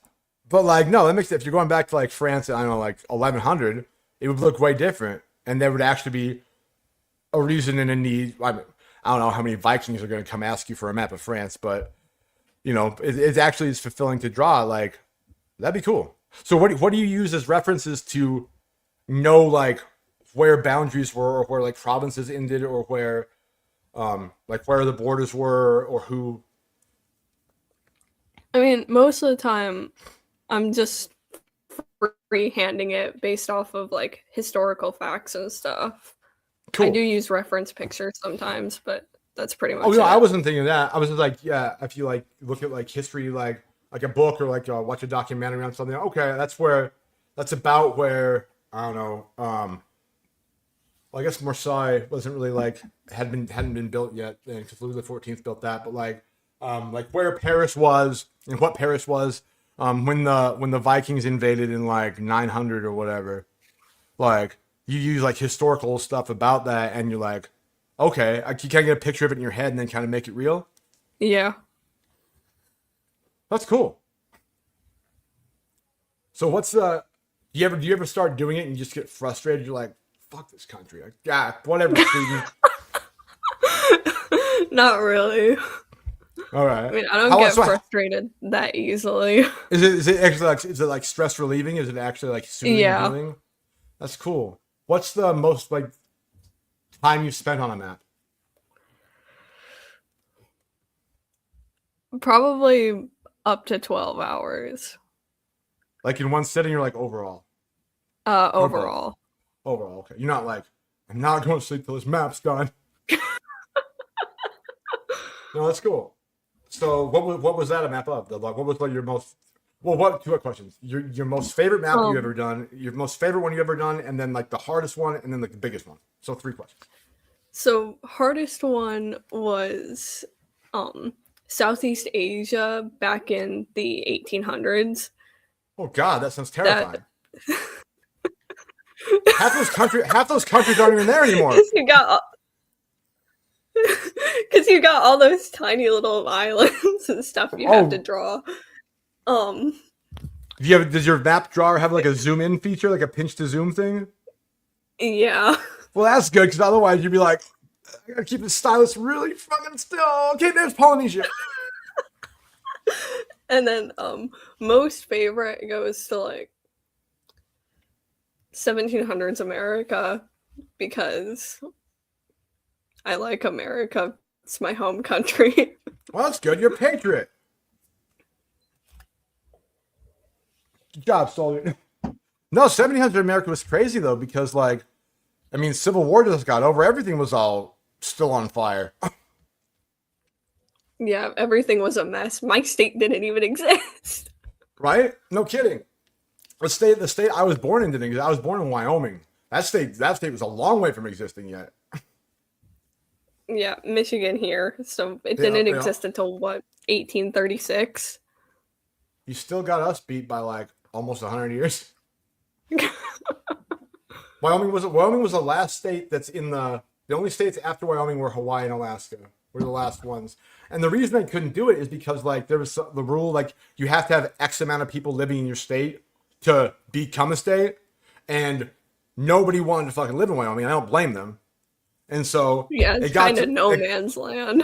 yeah. There's like the deer like it and the elk like it. But like it was so bad that actually like before women got the right to vote in America writ large, like right, Wyoming gave women the right to vote because then we could count them and we might get close enough to actually have enough people to be a state. So, and then it's so stupid now. They're like they call Wyoming. Oh, we're the equality state. We give everybody the right to vote. It's like first of all, y'all are assholes to women. Second of all, the only reason you gave it to them, but so they could become a state. If you could have given it to chipmunks, I'm sure you would have. But now they're all like, oh, we're so noble, we're so egalitarian. Like, not. A lot of like, yeah, like ranchers, hillbillies, like, got their Bud Light in one hand, the shotgun in their other, driving their car like with the shotgun and a Bud Light, and they can. Who wants Wyoming? Yeah, there's like two people living in Wyoming. Across the Yeah, entire state, there's just like two people. just about. Except for this place called Jackson Hole, which is like so Wyoming's actually also like a perfectly square state.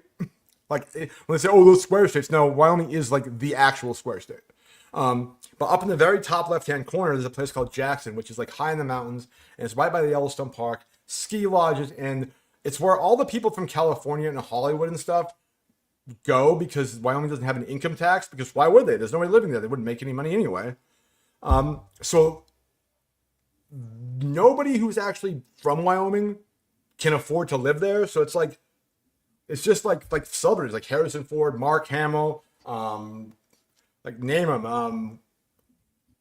Oh, like there's now it's all like it's like big like podcasters, not podcasters, but like influencers like all have land up there. Like whoever's like the big hot thing moves to Jackson Hole and goes skiing and drinks like $80 cups of coffee. Like even the McDonald's in Jackson Hole is built like a fucking log cabin. It doesn't look like every other McDonald's. Everything looks like a log cabin, and they have stuffed grizzly bears, like stuffed full-size grizzly bears on every street corner.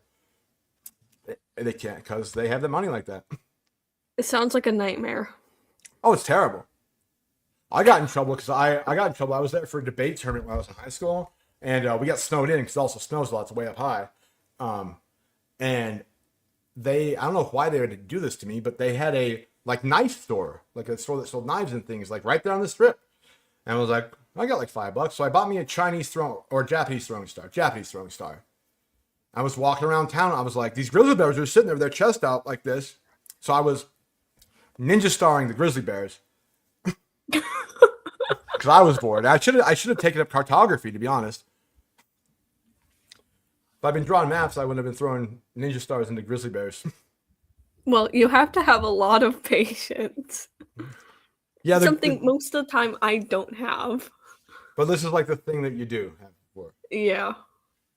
That's cool. I'm the same way. I'm very impatient, but like, this is so nerdy. There's this game, like the little miniature game that like they're super expensive. It's called Warhammer. You buy them and you glue them together, and then you spray paint them, and you sit there with a little brush and you paint them. And the thing is, you paint them one at a time, but your whole point is to build up enough to have like an actual army to go to like the games to play on a green felt table, to be like roll dice and be like, my elves are attacking your dwarves and I roll the sixes, you take 2 wounds. But I was like really into that, and so like I can't sit still for 1 minute, but I would sit there and paint those little guys like and just be patient as hell. So I kind of get what you're saying. Yep, I have 0 patience because I grew up playing Geometry Dash of all games. Completely diminished my patience and tolerance for everything. That's funny. Why a particular Geometry Dash has that effect on you? It's like it's a very frustrating game. I mean, you can ask some of the other people who play it, because I know a lot of the server plays it. Okay. Well, I haven't seen any of them like geometry. Yeah, excuse me, nightmares. Yeah, they're all playing fucking kindergarten or something right now. Well, that's probably funny. They're like, well, at least I can beat this one sometimes. I can get to first grade, and then. So what's frustrating about it is that, because I remember like back in the day when Mario Brothers was on like the old Nintendo, you had to blow in the games to get to work. Like there's no such thing as a save game, and you only had like 2 lives, and so like no matter how far, I mean, unless you like got really good at it and then you could beat it, like some stupid thing that happens, or you finger slips, or you should have made the jump, you didn't make the jump, you're just lost 2 hours of your life. You're going back to square one to do everything you just did all over again. And that was the game. Like it was frustrating. It's a similar. Okay. It's a similar thing with Geometry Dash in the sense that if you get to like 98% on a level, but you slip up once, you have to go all the way back. The levels. That's what I was worried about. The levels are relatively short, but the difficulty is absolutely horrendous. Does it actually have something to do with geometry? Like you have to do like quadratic equations, or like find the hypotenuse of a triangle to get like, no. Oh. No. It's a stupid fucking square game. It's like you're a square and you jump over. No, you're a square and you jump over triangles. That's pretty much the entire point of the game. So it's kind of like Mario Brothers, actually. It's like a platformer, I guess, sort of. Yeah. Why would anybody think to make a game where you're a square that jumps over triangles? Either somebody was trying to get people to unalive themselves, or they're on a lot of drugs. Well, the guy who made the game is kind of MIA, you know. Well, he tried to beat it. He probably tried to beat it after he made it, and couldn't do it. Yeah, the entire problem. Oh, go ahead. No, you go ahead. No. I was just gonna say. So, like, is it a recently made game? Like, he just like cooked this up? Like, no, it's from 2013. Or... Okay, but you know the guy? No. Well, I know his name. Oh, and nobody's Rob seen him. Top. Yeah, he's just kind of non-existent at the moment. I guess when you he comes back every 7 years and updates the game. What could you possibly do to update that game? Like put like some like Zelda like 8-bit sound on it? Like what do you...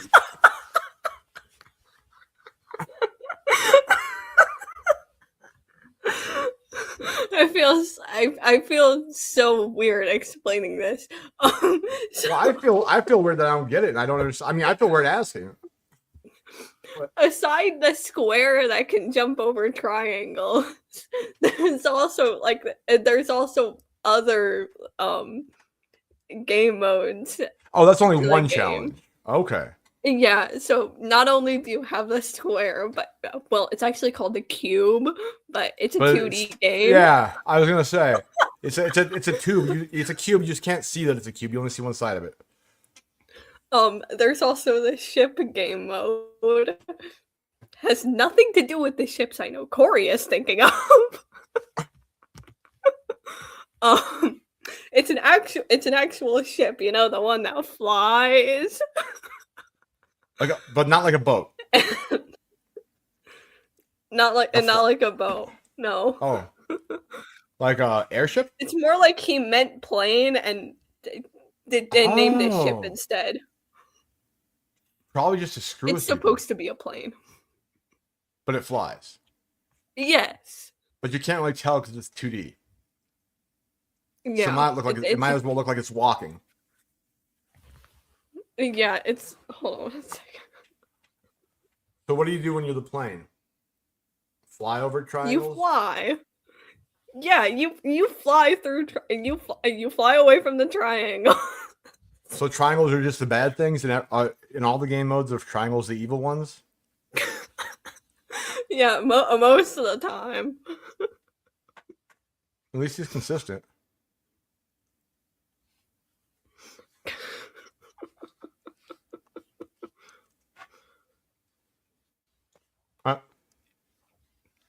I'm assuming I'm gonna get to see this. Oh, I thought. Oh yeah. Well, are you No, gonna show me? Oh, I thought you were gonna show me. Someone, the but hold airplane. on 1 I thought second. I thought you were gonna show me the plane. That's fine. Hold on 1 second. So is it like you get to choose if you want to be plane mode or ship mode or square mode or cube mode? I mean, or is it like you beat the cube level and you gotta do a plane or a ship level? No, it's more like you can you most of the time you like start as the cube and then there's a portal you go through that turns you into a ship. It's I mean, I know I sound like a stoner explaining this. no. I mean, if that's what happened, you're just describing it accurately. Is it like has anybody ever beaten the game, or is it like one that never really ends? Well, you can never officially beat the game. There's 22 official levels that Rob Top himself made, but then there's community made levels, and that's kind of the problem with the game because community levels nowadays have gotten so hard that I got you. Yeah. you have to have like 480 FPS special gaming mouse to beat this shit. To beat a game where you jump a square that's a cube over a triangle, you need an Alienware $3,000 computer and a gaming mouse that would put a Call of Duty player to shame. I like the irony. I'm here for the irony. Yeah. Okay. Are people like going out and buying massive gaming rigs to beat Geometry Quest? Yes, and it's called Geometry Dash, not Dash. Geometry Sorry. Quest. Well, it's called a plane, not a fucking ship. So that was funny. So Geometry Dash, and is it because the cube is dashing across the screen? I'm hoping. Yep. Guessing. I mean that part makes sense. That part they got right. Because a cube is a geometrical, a square is a geometrical square, and it's dashing across. Okay, that sounds reasonable. Yeah, I've been playing for around 4 years now, I think. How is it impacting the rest of your life? It's good for anger management, not gonna lie. Yeah, that's fair. But you get frustrated with it though, so it's probably then bad for anger management. Oh yeah.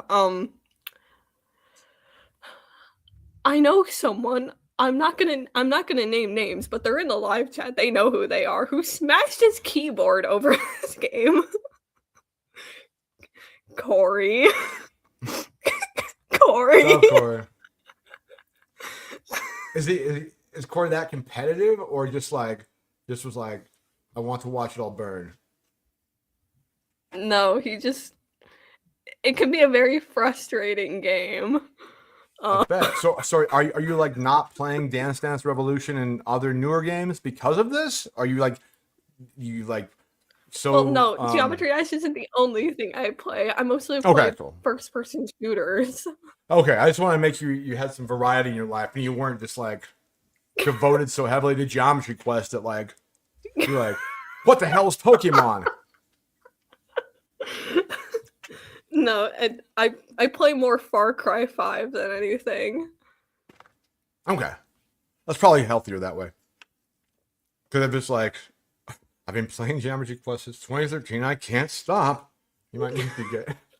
Well, I haven't been playing since 2013. I was 2 years old back then. Oh. I mean, you tell me a kid. Oh, shoot. I unplugged my headphone. Hang on. You tell me a 2 year. There gotta be some 2-year-olds who play. I'm not well. I mean, I've seen a cat play the game, so I don't think a 2-year-old is completely out of the picture. Was the cat any good? Yeah, it was actually better than half of the player base. So you probably like just like hit random buttons, and then not be frustrated. Yeah.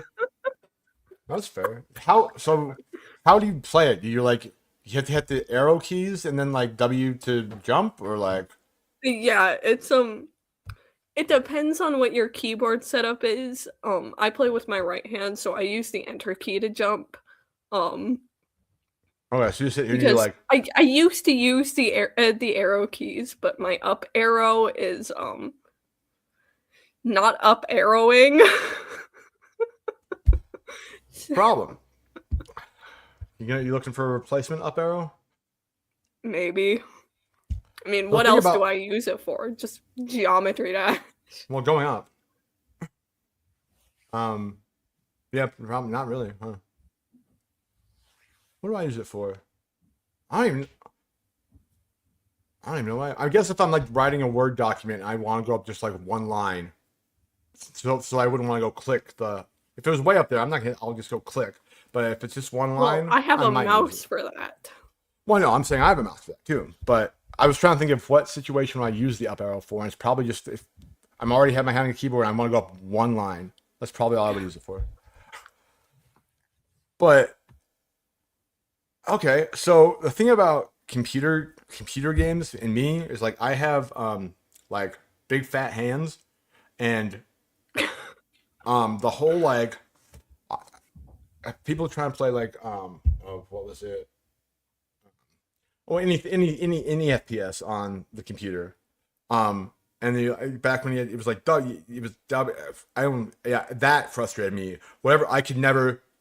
I was always hitting more than one key at once with my freaking finger because I'm fat and I don't have very good dexterity or hand-eye coordination, and so like I'm just like W, and I get pissed off like is it fucking Z to go back? I was just like I didn't break my keyboard, but like it looked like it was broken, so I was just like.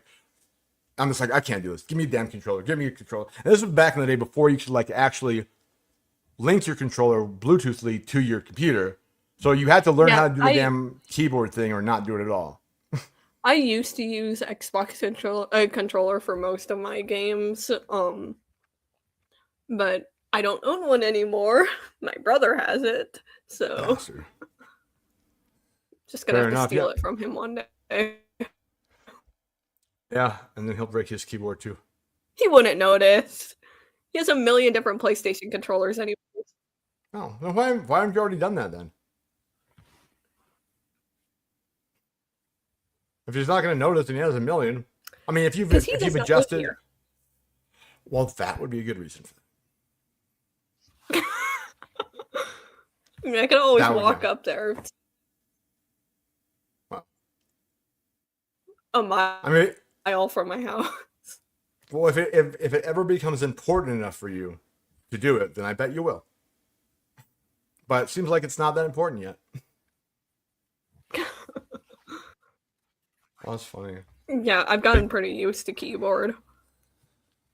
Well, that's cool. Like when you can, I mean, if you can do it, great. I'm just jealous and like also like it's like I'm triggered. I'm triggered from back in the day, man. Fuck, no. It was W, Well, right? I also have smaller hands, so Well, yeah, lucky. Yeah, that is true. That's a gift, I guess. I also hate when I start like making like all the laptops. I mean, my favorite laptop ever is this bad boy right here, 2010 MacBook Pro. The internet went out on it. Probably. Oh my god, I'm gonna fall over for real. The internet went out on it like 10 years ago. It still runs if you plug it in, right? But the keyboard, look, it was big enough they spaced the keys out. Like the keys have like space between them. I could type only one key at one time. It was great. Hey, bro. boo. Apple, I mean, boo. I got I mean, I got done with Apple more recently than that, but um that was a good computer. Like I'm on a PC now and I have been for a while, but these PC keys literally touch each other. Like they're like living all together really close. If you'll notice, every time I like type something in Discord or even in the chat here, I have to like go back and edit it because I saw like extra letters just popping in. I do know how to spell actually, but it's like what's up? Have you tried Grammarly?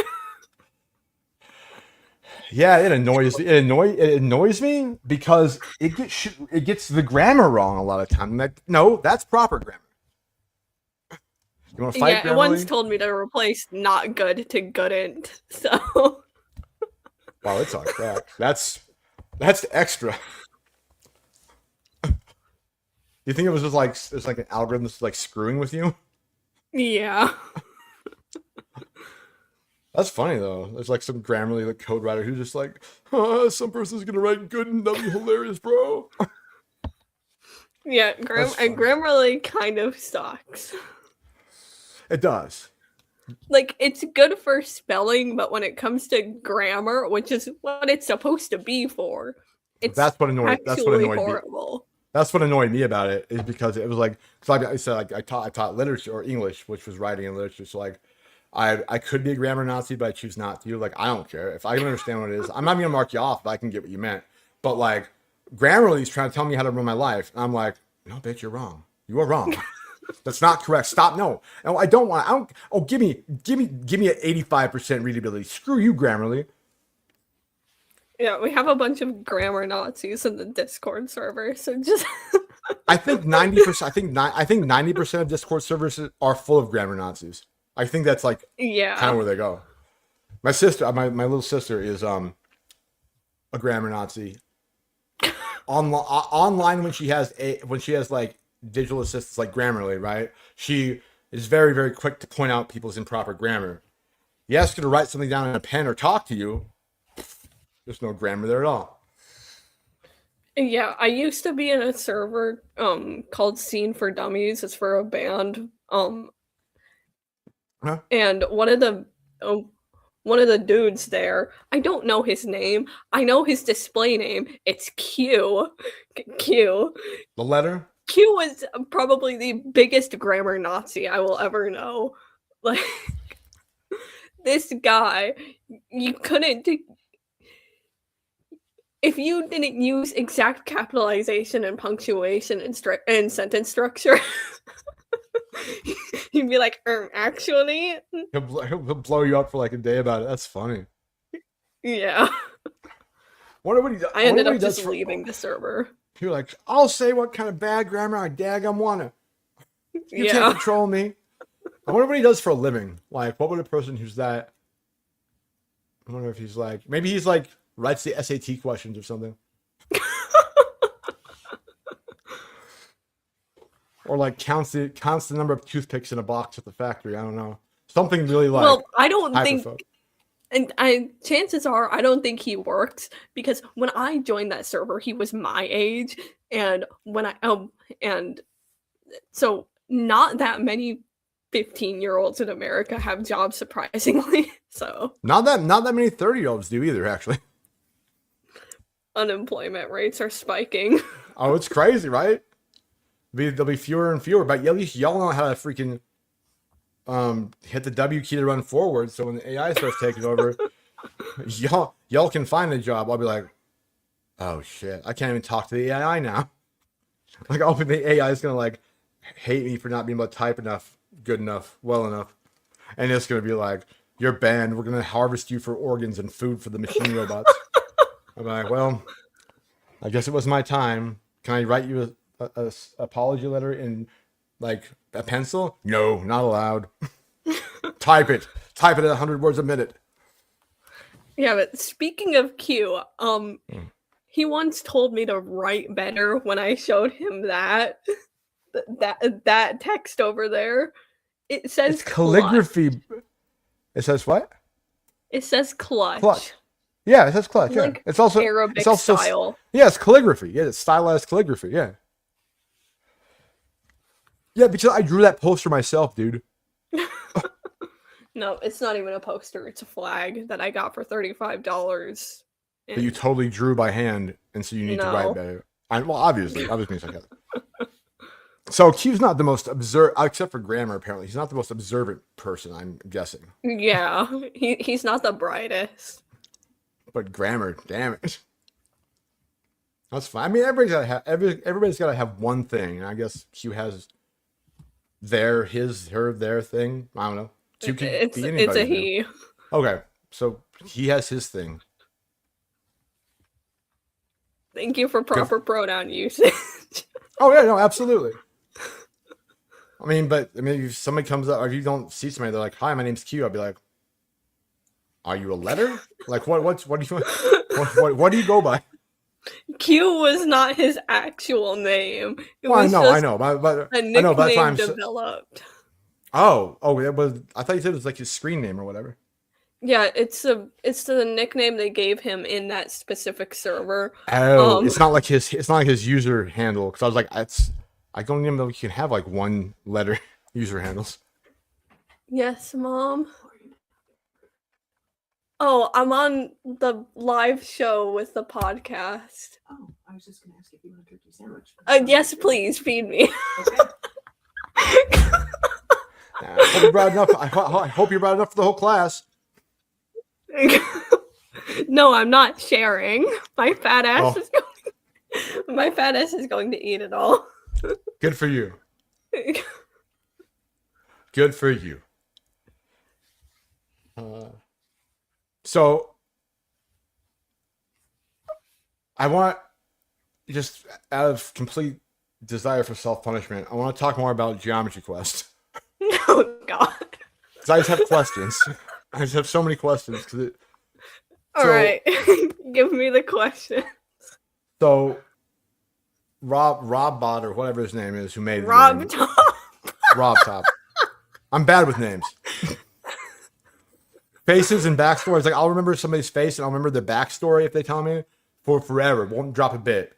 Names, I'm horrible with. I'll be like, oh, hey, Lily? Bill?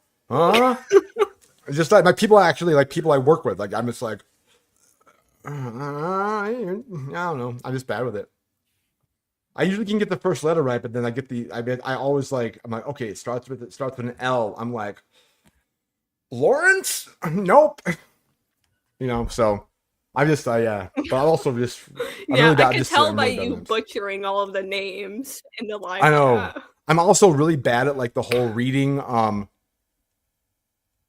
like things that are cleverly spelled out or have like threes in them or whatever, or like, oh, when you like say it fast or out loud, like it makes it, you know what it is, but I'm just like trying to like sound it out like I'm like doing Hooked on Phonics again.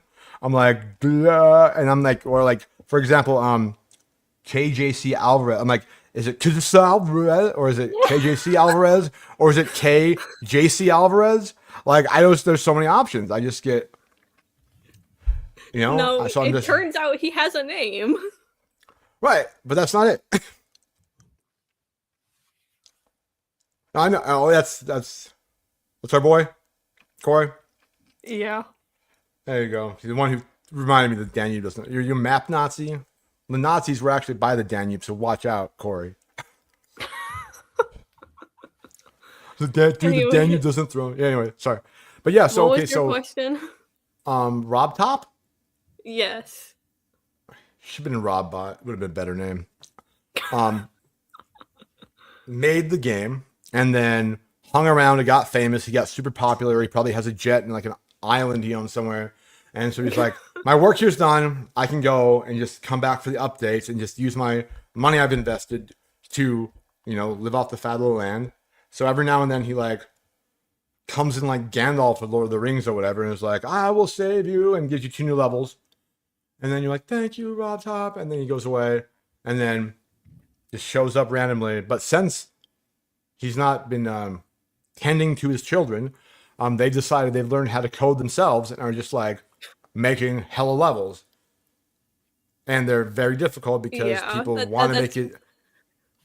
Everything's kind of like that, though. Yeah, the entire most of the game is run by the community. Rob Top himself, he's active in the Geometry Dash Discord server, believe it or not. But when it comes to updating the game, oh, he's MIA on doing the one work. thing he won't do.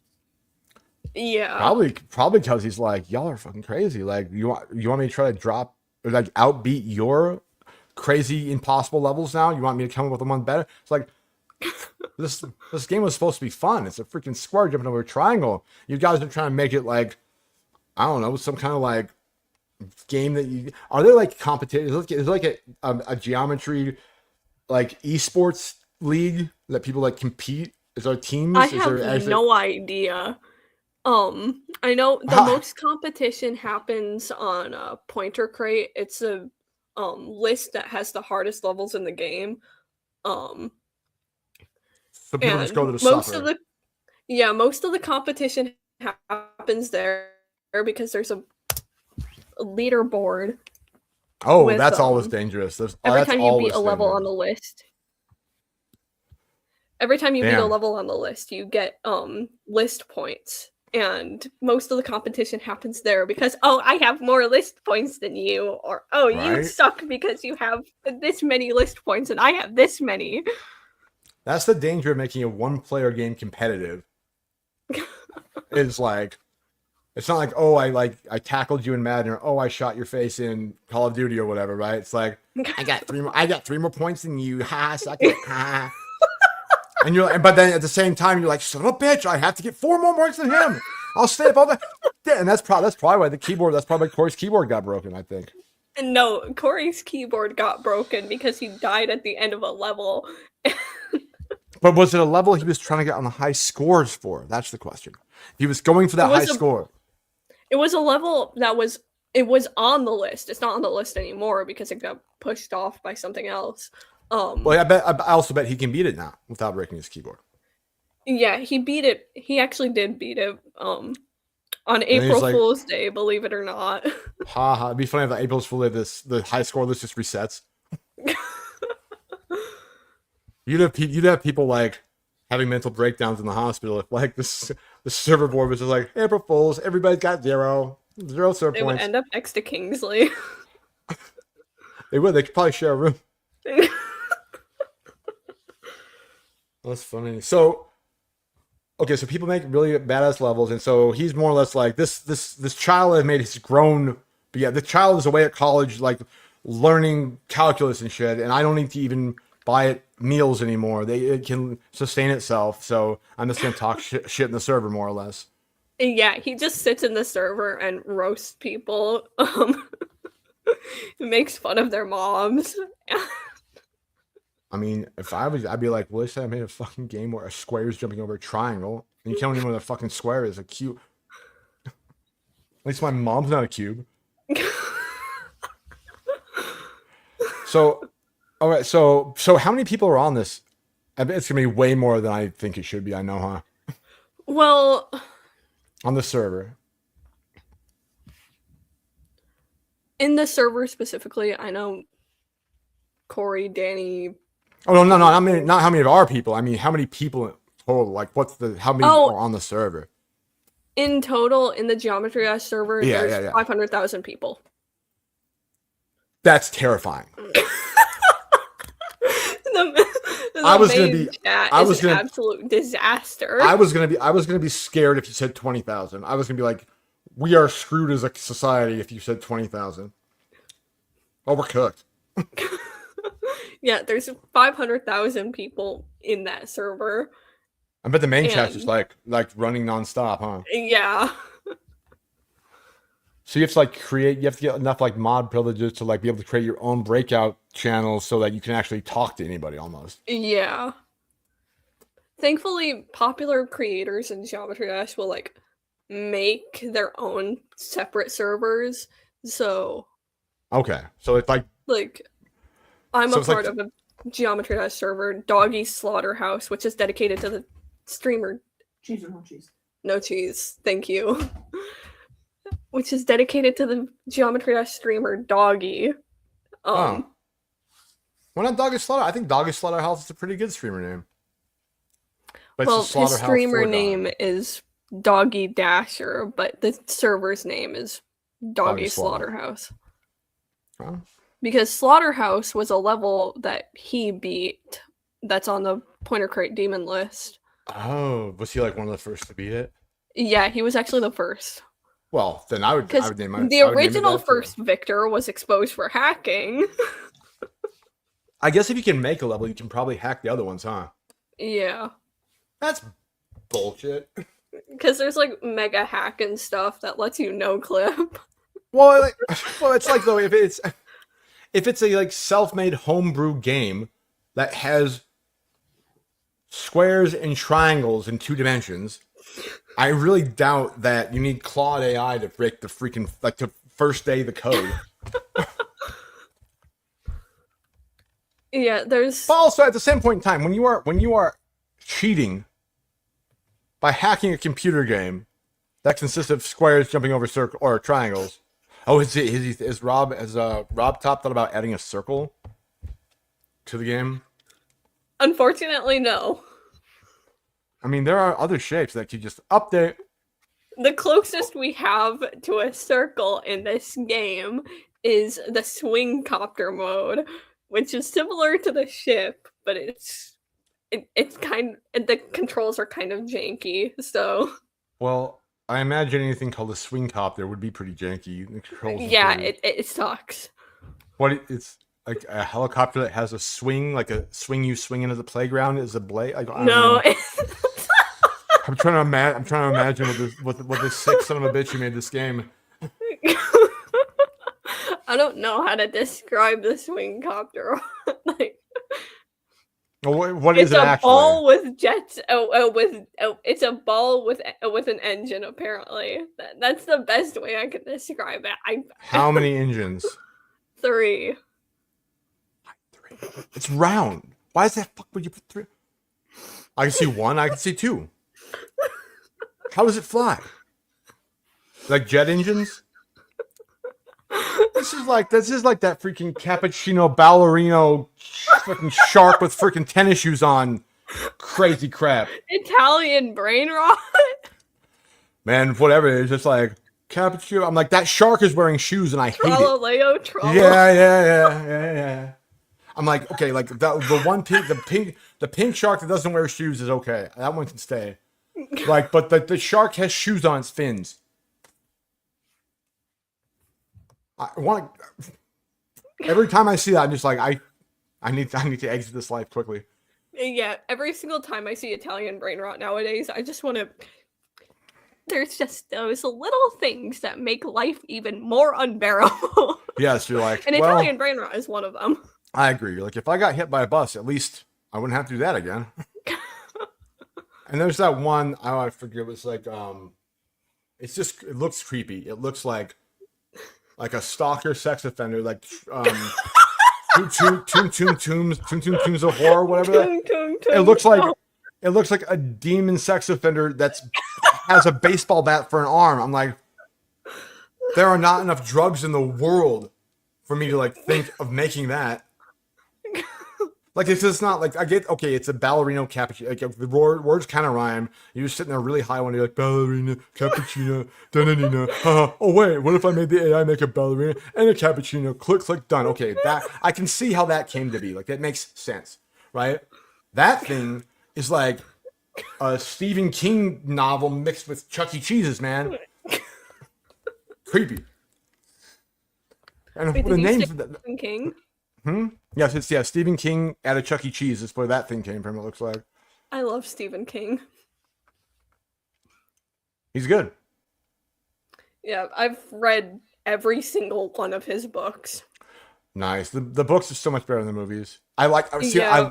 I loved The Mist The Mist is one of my favorites. It's because it's I'm my second. at the end, man. If you haven't seen it, it's gonna get spoiled for you. So anybody who's out there who hasn't seen it yet, don't Yeah, bother. So he freaking he does the good thing. He knows the evil things are gonna get him, so he kills her and kills the kids so that they don't have to get taken away by the evil. And then no bullet left, and knock knock. It's the military to save you. I'm like, yes, somebody finally did it.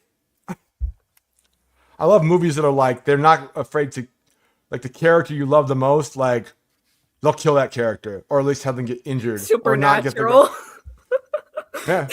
Supernatural killing the same three characters over and over and over and over and over Well, again. at that point, I'm just masturbating. Like, I'm just like, oh, haha. But the thing is, like, if they're not really dead, then it's not really count.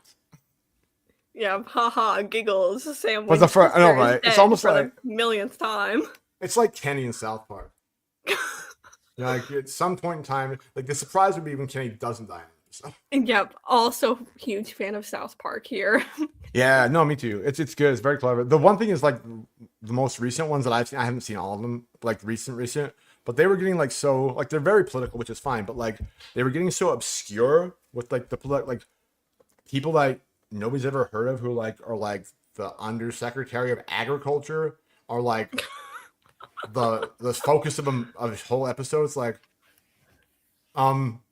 okay, like you're making fun of a guy that literally 3 people, mostly his family, probably know who he is, but whatever. They'll come out of it. Yeah, the only episode recently that I haven't liked was the one about 6'7". Yeah, that was. Fuck that number. They took. I thought it was. I still think it's hilarious. What's funny about it, right? The reason I like it is because these authoritarian government paid teachers in these schools people are made to go to, right? Are like, you can't say 6'7". No, wait. But like, I'm like, okay, how's math and science gonna go? How's talking about like you literally can't. You're so authoritarian and think you can control kids' minds so much that you're like, you can't say 6'7". And it comes up and the kids are like, haha, 6'7". I'm like, it's good because it's like, screw the police, screw the government, screw the teacher. We're gonna say 6'7" because you just told us not to say something that we all have to say, and so do you, you idiot. That's why I liked it. It was like anarchist. Yeah, I see. When I was in public school, this is one of the many reasons that I transferred out. Is because the kids there, even after the trend like died down, people were still saying 6'7" 24/7, and Yeah, mental health. It erodes your mental health. yeah, pissed me off so much. Like, Well, also, shut up. Right. It's also like, okay, I'm gonna punch you next time, and then I'm gonna get arrested, and that's not gonna be good. Yeah, I can understand that. Like, and especially there, there's that, or those couple of kids, like the how do I say this? The fat little white boy with the bowl cut who's wearing ice cream shorts, who parents have way too much money, so he goes home and eats Oreos every day, and when he eats them all, then he'll have a brand new pack of Oreos in the morning. And it's just like privilege, like stay sad, and it's just like I would hit you in the head with a claw hammer, kid. Like that's the problem. If you were reserved, if you're a reserved 6'7", or you use it sparingly, or when it actually is proving a point, like haha 6'7" science teacher. What's the period out? I used to know that. What element of the periodic table had the atomic number of 6'7"? My joke works better if I had remembered this. It is holium or holmium. So you're in chemistry class, and they're like, "Who knows the atomic number of holium?" And you're like, 6, 7. Like I I appreciate. haven't taken chemistry class yet, so thank God. It's basically math. Maybe hey, the periodic table is actually a bunch of squares. Maybe the new update could be an element will chase the triangle around. Thank you, Mom. Mm-hmm. Do you need something to drink? Can you refill my water, please? No ice? No ice. Thank you. Mm-hmm. You have a good mom. I do. That's pretty awesome. Well, hey, I'll let you off. I'm sure like there's a lot of weirdos out there who'd be like, oh yeah, we love to see people eat. People like that stuff. Too. Like the whole like thing where it's like people are like there's like live views of people like watching people like eat Mukbang like, videos. Yeah. I don't like saying that word. That word makes me feel like I'm in like an Asian whorehouse. I just don't want to be there. You have a pretty awesome mom. Yeah, Aaron just said that. I was like, you have an awesome mom, definitely. Not awesome anymore. Close the curtains. No. No. What natural light? You're allergic to natural light? It's too hot in here, sis. Yeah, I don't like the light. I like being in my cave. That's fair. I'm also unless I'm like have to have the light on for this, I usually keep it dark too. I don't like it. I also like it like cold, like 68 or below. That's probably the Wyoming thing too. Like in Wyoming, it snows 9 months out of the year, so I was born with really thick blood. So like, if it gets around 70, I'm like, I'm dying. Oh god. For me, 53 degrees exact. Perfect temperature. That works. I wouldn't complain. But here, I live in the Midwest, so the weather here in the summer it's 110 degrees. In the And winter, humid. it's -10. And humid. And at 32 degrees, they switch to cargo shorts. Oh, Wyoming, yeah, I'll be out. Yeah, I'll be out there like in snow with my shorts. I'm like, whatever, man. It's gonna get worse tomorrow. It's the best weather we're gonna have all week. It snowed on the 4th of July one time, What the like 2 feet. Canceled the baseball tournament. I was very pissed. what the And the next day it was 90. I'm trying to Wyoming's limit crazy. my swearing here, but what the Oh. fuck? Wyoming. When Owen comes back, he'll confirm my story. He'll be like, "Yep, that happened. We were both there together." Yeah, where even Um, is he anyways? It's so- getting close to the first week of July. I know, and I overpromised his return. I'm sorry. Now the baby's doing really good. That's good. So he is like the musician guy, right? So he teaches music lessons, like on the side of his other jobs. So, but the thing, like in music, like a, it's not a conservatory of music yet, but it's like a community center for music and the fine arts. And so, like, he has like, probably like 6, 7 students, like probably like in the 50s or 60s of like students he teaches, does individual lessons with. And when the baby came, he had to he took some paternity leave to be home with mommy and the baby. And then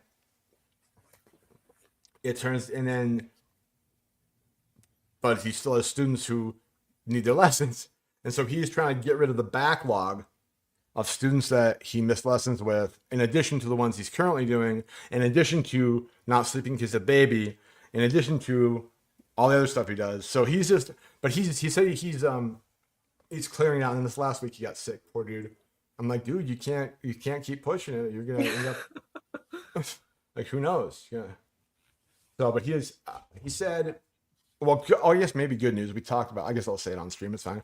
We talked about when we come back too, he wants to do even more really cool like musical stuff. So this means he's gonna have a little homework before an episode, because he's gonna like some of the stuff that we play around with like on the stream, where he's like, let me figure out the chord or whatever, right? Like he's gonna have that more mapped out and be able to like play larger segments of the song and break down a lot more of what's going on and kind of reproduce it, and then see if he can figure out the effects. So it's not gonna be. He's not gonna like have mastered Sleep Token's secret sauce, but he's gonna a lot more musical instrument, keyboard and guitar parts are gonna be coming in instead of just talking about something musical. He's gonna demonstrate it as well. I'm like, that's freaking awesome, dude. But it just means that he's a musician, man. He's a perfectionist. I can't play an instrument. I can play Joy to the World on the piano. Both hands. I can play both hands of it though. Try to play guitar. Nah, I just don't have musical talent. I can play Rock Band. That's actually one of my favorite video games.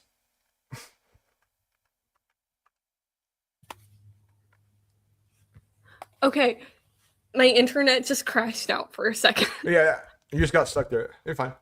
Yeah, so I'm gonna be filling in the silence while he's gone, because in the server we have a stage channel that I'm gonna be doing a bunch of narrative stuff. Cool. Like what kind of narrative stuff? Explain. It's well, right now what I have scheduled is I'm gonna be doing a narrative breakdown of a concept album, A Moment of Silence. It's by the Funeral Portrait, and I have everything written down. We've had to do some time adjustments because dear Aaron decided to schedule the live 30 minutes after the after that, and then 30 minutes after I was supposed to start presenting, and then I didn't show up for another 30 minutes. You probably could have just gone. Yeah, I could have done it in the hour that you didn't show up. I'm an asshole.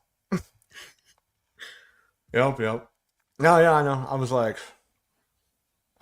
just going around like trying to get stuff set up, and then I was like, oh shit, I'm not, because like the whole like getting the room set up and the light and the camera, and everything, it's just like I'm like, oh shit, I'm not gonna make it. Oh shit, I'm not gonna make it. And I have my slides up, and they all glitched out. So I was like trying to do stuff. And then for some reason, like I put the slides up in the freaking StreamYard thing, right? Like the slide deck works on my PowerPoint, but I mean in StreamYard, and it's just like randomly jumping around slides.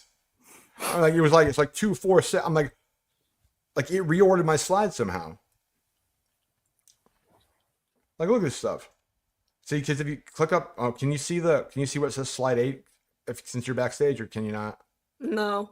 Okay, I guess it's just on mine. That's fine. But right now it says slide 8, and it has a little drop down arrow, right?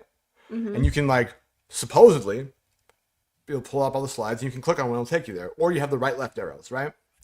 So if I click next slide, it says slide 9, and then if I click the down and I click the down arrow, and now I can see slide 5. But that's not slide 5. If I try to scroll down to slide 9, it's just ridiculous. I use Google Docs and Obsidian instead,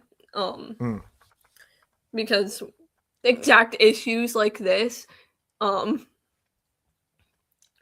because with Microsoft you get PowerPoint and stuff like that, but PowerPoint actually sucks ass. Oh, absolutely. It's horrible. I think Keynote's probably worse. I don't know. Like I tried to use, when I had the Mac, I tried to use Keynote, and I was like, this is even stupider than PowerPoint. I didn't think it was possible. Yeah, so I do all of my drafting in Obsidian, and then I transfer it to Google Docs because I used to use Google Slides a lot, but Google Slides, it got to the point where I still have this in my files somewhere. I have a 150 slide slideshow. You're just like whipping them out and trying to get this. It's like, I'll just write this down instead. Yeah, it's a very odd slideshow. What, 150? Is it like your trip to Paris? You're like, well, here's the bus, and here's the taxi cab driver, and here's the sandwich, and here's my coffee, and here's me stirring my coffee. No, the slideshow. Normally I'd be embarrassed to admit this, but after hearing that the people in the server are also into this, made me a little bit reassured. But it's a fan fiction for Hetalia. It's an anime. I figured it was that. I'm glad it's not a Peppa Pig fanfic. Glad it's anime. That's good. No, I'm too old for that shit. That's why it would concern me. Okay, so it's But an anime. Is it? What's the just real quick like elevator countries pitch style? Like, personified into humans. oh, I think I've seen some of that around. There's like the dude in Japan and like the guys Yeah. like, okay, yeah. I mean, what will they think of next? Those crazy Japanese animators. I mean, that's some really Yeah. cool idea. So okay, so but wait, so the actual story is pretty out there. So what's the fan? Are they you just using their characters? Like, oh no, now The now fan fiction is Russia has body dysmorphia. He's cutting off his arm and he's naming his arm Ukraine. Like what? the plot of the fan fiction is it's it's a ship in the show that I really liked. Not a that, plane, an actual ship. No, not a plane, not a plane. Just had to, I have to check now. It's a Germany and Italy fan fiction. Okay, and they're on a ship. No. Oh, that that's kind of not what ship. I meant Oh, by like ship. oh, shipping. Sorry, shipping. Yeah, shipping. So yeah, I get all these. There's a lot of ship. There's a lot of ship going around. Cool. But I think fanfics are better written out in words and not necessarily slideshows. Well, Or it's the word? script style. That's why Oh, they used Google Slides because it's in well, a script format. that's intelligent then. Cool. That makes sense. Has it gotten Intelligent. I am is it, not very intelligent, so I mean, it's intelligent. It's intelligent to use that. I mean, look at my slideshow. It's still on slide 9, and now 10, and now 11. I mean, at least you got it to work for 150 slides. Man, shit. And now we go to slide 13 works. And this is the one that wouldn't pull up. This is our boy Orestes getting pursued by the Eugenides, the Furies. Aren't they cute? Yeah, it would have been cool to show that, wouldn't it have? Nope. But so I think that the slideshow, if you're doing script style, is actually it makes some sense. So you do Yep. voices for the character when you do your reading? Do you do like different voices for different characters? I mean, not really. Okay. Wow. I'm not I mean, good if with it, like differing voices and stuff like that. well, if it's script style, then I figured maybe you're like. Do you hope that it's gonna be made into an actual show one day, or you'll have No. like a cast of players hop on a live stream and do readings from, and like people take parts and act it No, out? before he had that little funny issue that it prevented him from speaking. Corey, I see you. Ah, Cor- Corey and Corey and Danny and some other people in the server. We all got on a voice call one day, and we would, and not only the fan fiction that I wrote, but we would just read fan fictions in absolutely horrible voices. Like oh, that's there'd be some funny. Indian character in a fan fiction, and we'd read it in a Russian accent instead. No, that's great. No, that's creative. No, that's awesome. That's how like Monty Python did back in the day. I don't know if you know who they are. Probably you know who they are. Everybody knows Yeah, who they are. no, I'm way too young for that. Oh, okay. Well, they're these British people who are absolutely crazy and did that same thing, and they're the biggest. I mean, they were around before I was born, but they're still hilarious. They would do like there'd be like two like very obviously dudes dressed as like housewives. Like, hello, Mrs. Premise. Oh, hello, Mrs. Conclusion. Busy day. Busy. I spent 4 hours burying the cat. Burying the cat. It's not dead then. No, but it's not all a well cat. As soon as we're going away to Sorrento for a fortnight, I figure about to bury it, just be on the safe side. Oh, quite right. You don't want to come back from Sorrento to a dead cat. That's why I say kill it now, yes. Like, that's the kind of stuff they do. That's one of my favorite skits ever. But yeah, they just absurd stuff. And they're like a guy who like would do the German thing, and like it's just a hilarious like 1970s British show. It's great. I'll have to watch it sometime. They got clips up on YouTube. You can find some good stuff. Pirating. Yeah.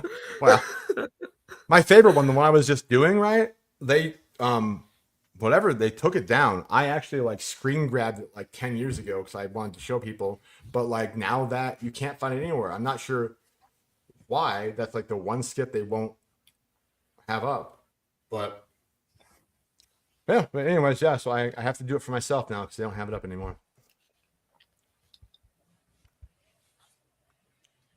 So, but I mean, at some point in time, if your fanfics catch on, you can do your little like voice channel thing and like have people who can speak come in and like do read throughs. Yeah, I used to do this with I used to do this in another server, but in the stage channels, I would also just pull them up myself and then just read the absolute cringiest fan fiction I could find.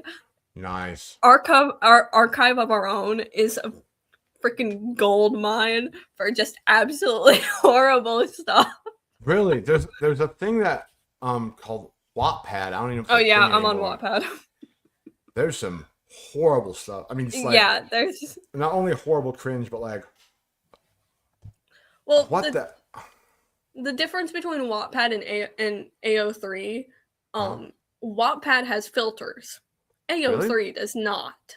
So you're just getting a random something from somewhere and you don't even know. Yeah, so on Wattpad they do on Wattpad the moderators are way more strict about what you can actually post. There are moderators? Yeah, it's a $1 million company. There's of course going to be moderators on there. Oh, I think I back in the day when I don't think there were, and I don't think it was worth $100. Huh. But, I guess it's taken off. Good. So okay, so it's actually I have to go. I put some stuff up on there myself that was just like I have to go see if it's still up, if they haven't moderated it or not. But no, I remember the one that we would always read. It's called it might be still up there. I doubt it. It's called Kidnapped by a Thug. It's the most cringy, racist, idiotic thing you'll ever read. If it's racist, Corey will love it. Corey Klux Klan. Yep. Seen that. I mean, yeah, but it's also just so badly written. It's not, and the thing is, it's not that the author's like typos or like doesn't know grammar. It's just like, no, she meant to write that. Ugh. Yeah, but AO3 also has moderators, but they just sleep all day instead. And so the absolute most vile stuff gets put up on there. Great. I mean, and also, the big thing is that on Wattpad they are way more strict on RPF. Really? AO3 does not have any rules against RPF. So that's where they all go. Yeah, so I once read a Hollywood Undead fan fiction on AO3, and it was the absolute most horrendous, vile shit I have ever laid eyes on. I mean, yeah, you think at some point like you couldn't get any worse, and you're like, well, son of a bitch, it did. It's like it's worse than the Ian Watkins sentencing remarks. Oh God. You know who that is. Yeah, I do. It's still up. I just logged in on Wattpad. I didn't know he still existed, to be honest. Kidnapped by a Thug is, well, maybe. I'm trying to click on it. I have no idea why that book has that cover. Here, let's just real quick. One second. If you can send a link to it in the Discord, I'll read it on stage. Okay, I will. I'll do you one better though, so you can get a little flavor.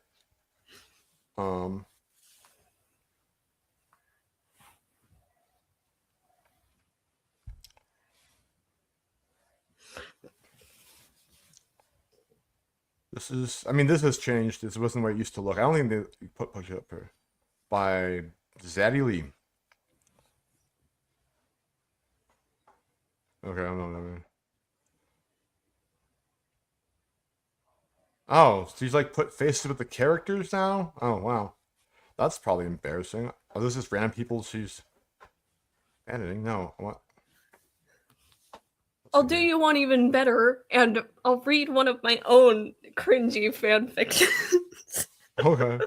I have a horrible one in my docs right now. It's a supernatural fan fiction.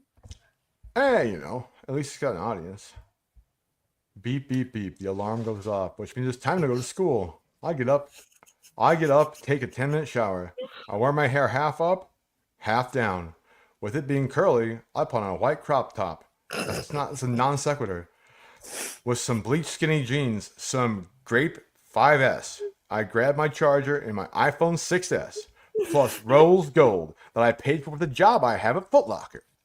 Grab the milk satchel and hurry down the stairs so I will not be late. I put my headphones on and I walk to school. For some reason, I feel, no punctuation mind you, I feel that someone's following me, or maybe I'm just thinking about too much. Finally, I made it to school. So what was the purpose of that entire... Finally, I made it to school and see that Kiki is already here. Yeah! Kiki yelled. I screamed. We ran to each other. I missed you. Why weren't you, the letter, in our meeting spot to walk to school together? I asked her. And why would you put a question mark if you were asking her?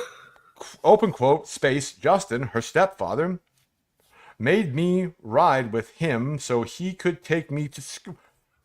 Okay, so he could take me to school. I tried to text you, but he took my phone. Okay, wait. Justin, my stepfather, made me ride with him so he could take me to school. He's like, I just want to take you to school. That's what we're doing. So you're going right. He doesn't go to your school. He's your stepfather. Maybe just Justin took my stepfather took me to school. I tried to text you, but he took me. Well, he was driving, bro. Anyway, Kiki spoke. Oh, Kiki spoke. I asked her. Kiki spoke. Okay. I'm sorry. I had this weird feeling this morning that I was being watched. So I looked around and I didn't see no one. I said, I'm walking with you tomorrow for sure, she said. The bell rings. I'll see you in 2 periods, babes, Kiki yelled. I chuckled, thinking that we're so ghetto, but who cares, y'all know? I stop at my locker, and the high school thought Chris approached me. Hey, baby, he said. I'm not your baby, I yelled. Well, I'm not your baby. You are what I say you are. You are what I say you are. In the high school locker, this is great. No, the fuck I ain't. N-word. Move. I screamed, and with that, I closed my locker and walked off to class. When I got to class, I took my seat, and the teacher wasn't here. So I just took my phone out and headphones and went to sleep. Kiki, Leah, I screamed, Kiki, scream back. We ran up and got her a hug. She said someone's been watching her. Now I'm really going to be with her. Wait, what? Aren't you talking to each other? She screamed back. We ran up and hugged. She said someone's been watching her. Now I really got to be with her tomorrow so nothing happens, just to be safe. I'll see you. Why are you talking to each other like neither of you are there? I'll see you in second period. I screamed and she chuckled. I go to my locker and get my stuff out in the stupid ass school that Chris approached. Or thought. Sorry. Thought. If you're going to use thought, just capitalize it, bro. Capitalize all letters. Chris approached me like, get the fuck out my face. N-word. Hey, sexy, he said. Get that fuck out of my face. Like effing N-word. Why are you typing F? Oh, FR for real, I guess. Okay. What the fuck is this? I said and slammed my locker and got to class. When I got to class, it was the usual hoes, mean mugging, while their boyfriends stared, and they know I don't like that shit. With that being said, I yelled, what the fuck y'all looking at? The teacher sent me to the office for that, and I for ISS, so I took a student's phone and logged on Snapchat and texted Leah. Kiki poo, I got is for cutting out of the class, and I got it all day. Oh, insula suspension. I don't know. Main bitch, you stay in ISS, and this lazy ass teacher ain't even here like that. What the fuck? Kiki poo, see, this is the reason we don't learn none. Fast ass lazy teachers get on my nerves. Main bitch, well duh. What you think? And these hoes mean mugging. Smiley face emoji with sunglasses. Kiki poo like always. The door opens and there stands Lee, the principal. Now we both in ISS. Oh, with the principal. Lee, I was texting Kiki on Snapchat. She must look out for one of the students' phone with her bad self. Oh, took one of the students' phone. As I was texting, I felt someone staring. So I walked, well, it wasn't true earlier. So I walked up to that hoe and asked her, what the fuck are you staring at? You got a problem? She said, the problem is you. Stay away from my man, bitch. I chuckled and punched her dead in the face, and instantly she started leaking. I said, who's the bitch now? And spit on her. I was gonna keep fighting her, but I would get suspended, and I wouldn't have time for that. So I just went to ISS, and when I went in there, Kiki was smirking at me, which made me chuckle because we were just texting about being in there. Kiki Poo, what'd you do? You know about Chrissy? Kiki Poo, of course. Who don't? Main bitch. Well, she came over to me talking about some stay away from my man, bitch, and I punched her, which made her leak instantly. That's what you just described. You just copy paste the paragraph, and I chuckled. I said, "Who's the bitch now?" Okay, that's literally what you just said. Like what you just told your reader is literally the same words you just used to tell your friend and also the reader. Kiki Poo, damn ho, you crazy. Main bitch, you still love me though, and you ain't gonna stop loving me, ho. Kiki Poo, duh, boo. Can't wait for this to be over. Skips to lunch. Yeah, we finally, yeah. So it's way worse because she actually does get kidnapped by a thug. Turns out. What the And fuck was that? that's the chapter 1 of Kidnapped by a Thug. It hasn't changed since 2015. I mean, yeah, no, this has been. See, I think people leave like, okay. Oh, it's comments. I thought that people got to give me your editing advice. Like, bro, this ain't fucking sense. Okay, so but all these little things that people like are quoting, I guess, quoting things they like. Huh. Let's I've see. written something horrible, but that is even worse. Yeah, I don't. Yeah, I'm not sure this person can put a sentence together speaking. Yeah, and maybe without the N word. Well, she looks at least mixy, so I guess. But the thing is, like, I mean, maybe Wattpad editors and their $1 million company have not they haven't gone back to stuff that before they had policies. Maybe they like haven't gone back to like kick stuff off or read stuff that's you know what I mean, like um that, okay, since that was published before, maybe they got standards. Maybe they haven't gone back and kicked it.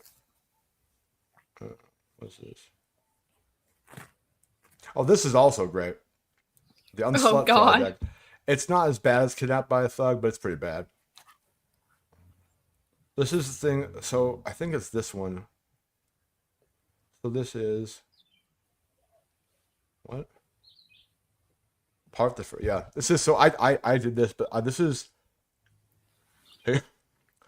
It says it's a poem, right? They're poems, but they're poems that came from my daughter, like having my cell phone on, and just like when she was like 4, and just like reading into it without realizing the that it was like typing what she was saying, sort of. But she also had like a lisp, and so. Hey y'all, can you bring me the money order? Dinner tonight is working right now. You can go pick it out tomorrow. Then we'll drive. Order everything else that way. We could do that. Maybe I will let you guys out. I was just like, she had this big string of text, and like some of it would make some sense, so I would like add it out, like some of it, and yeah, exactly. This person said, I know exactly what you mean, exactly.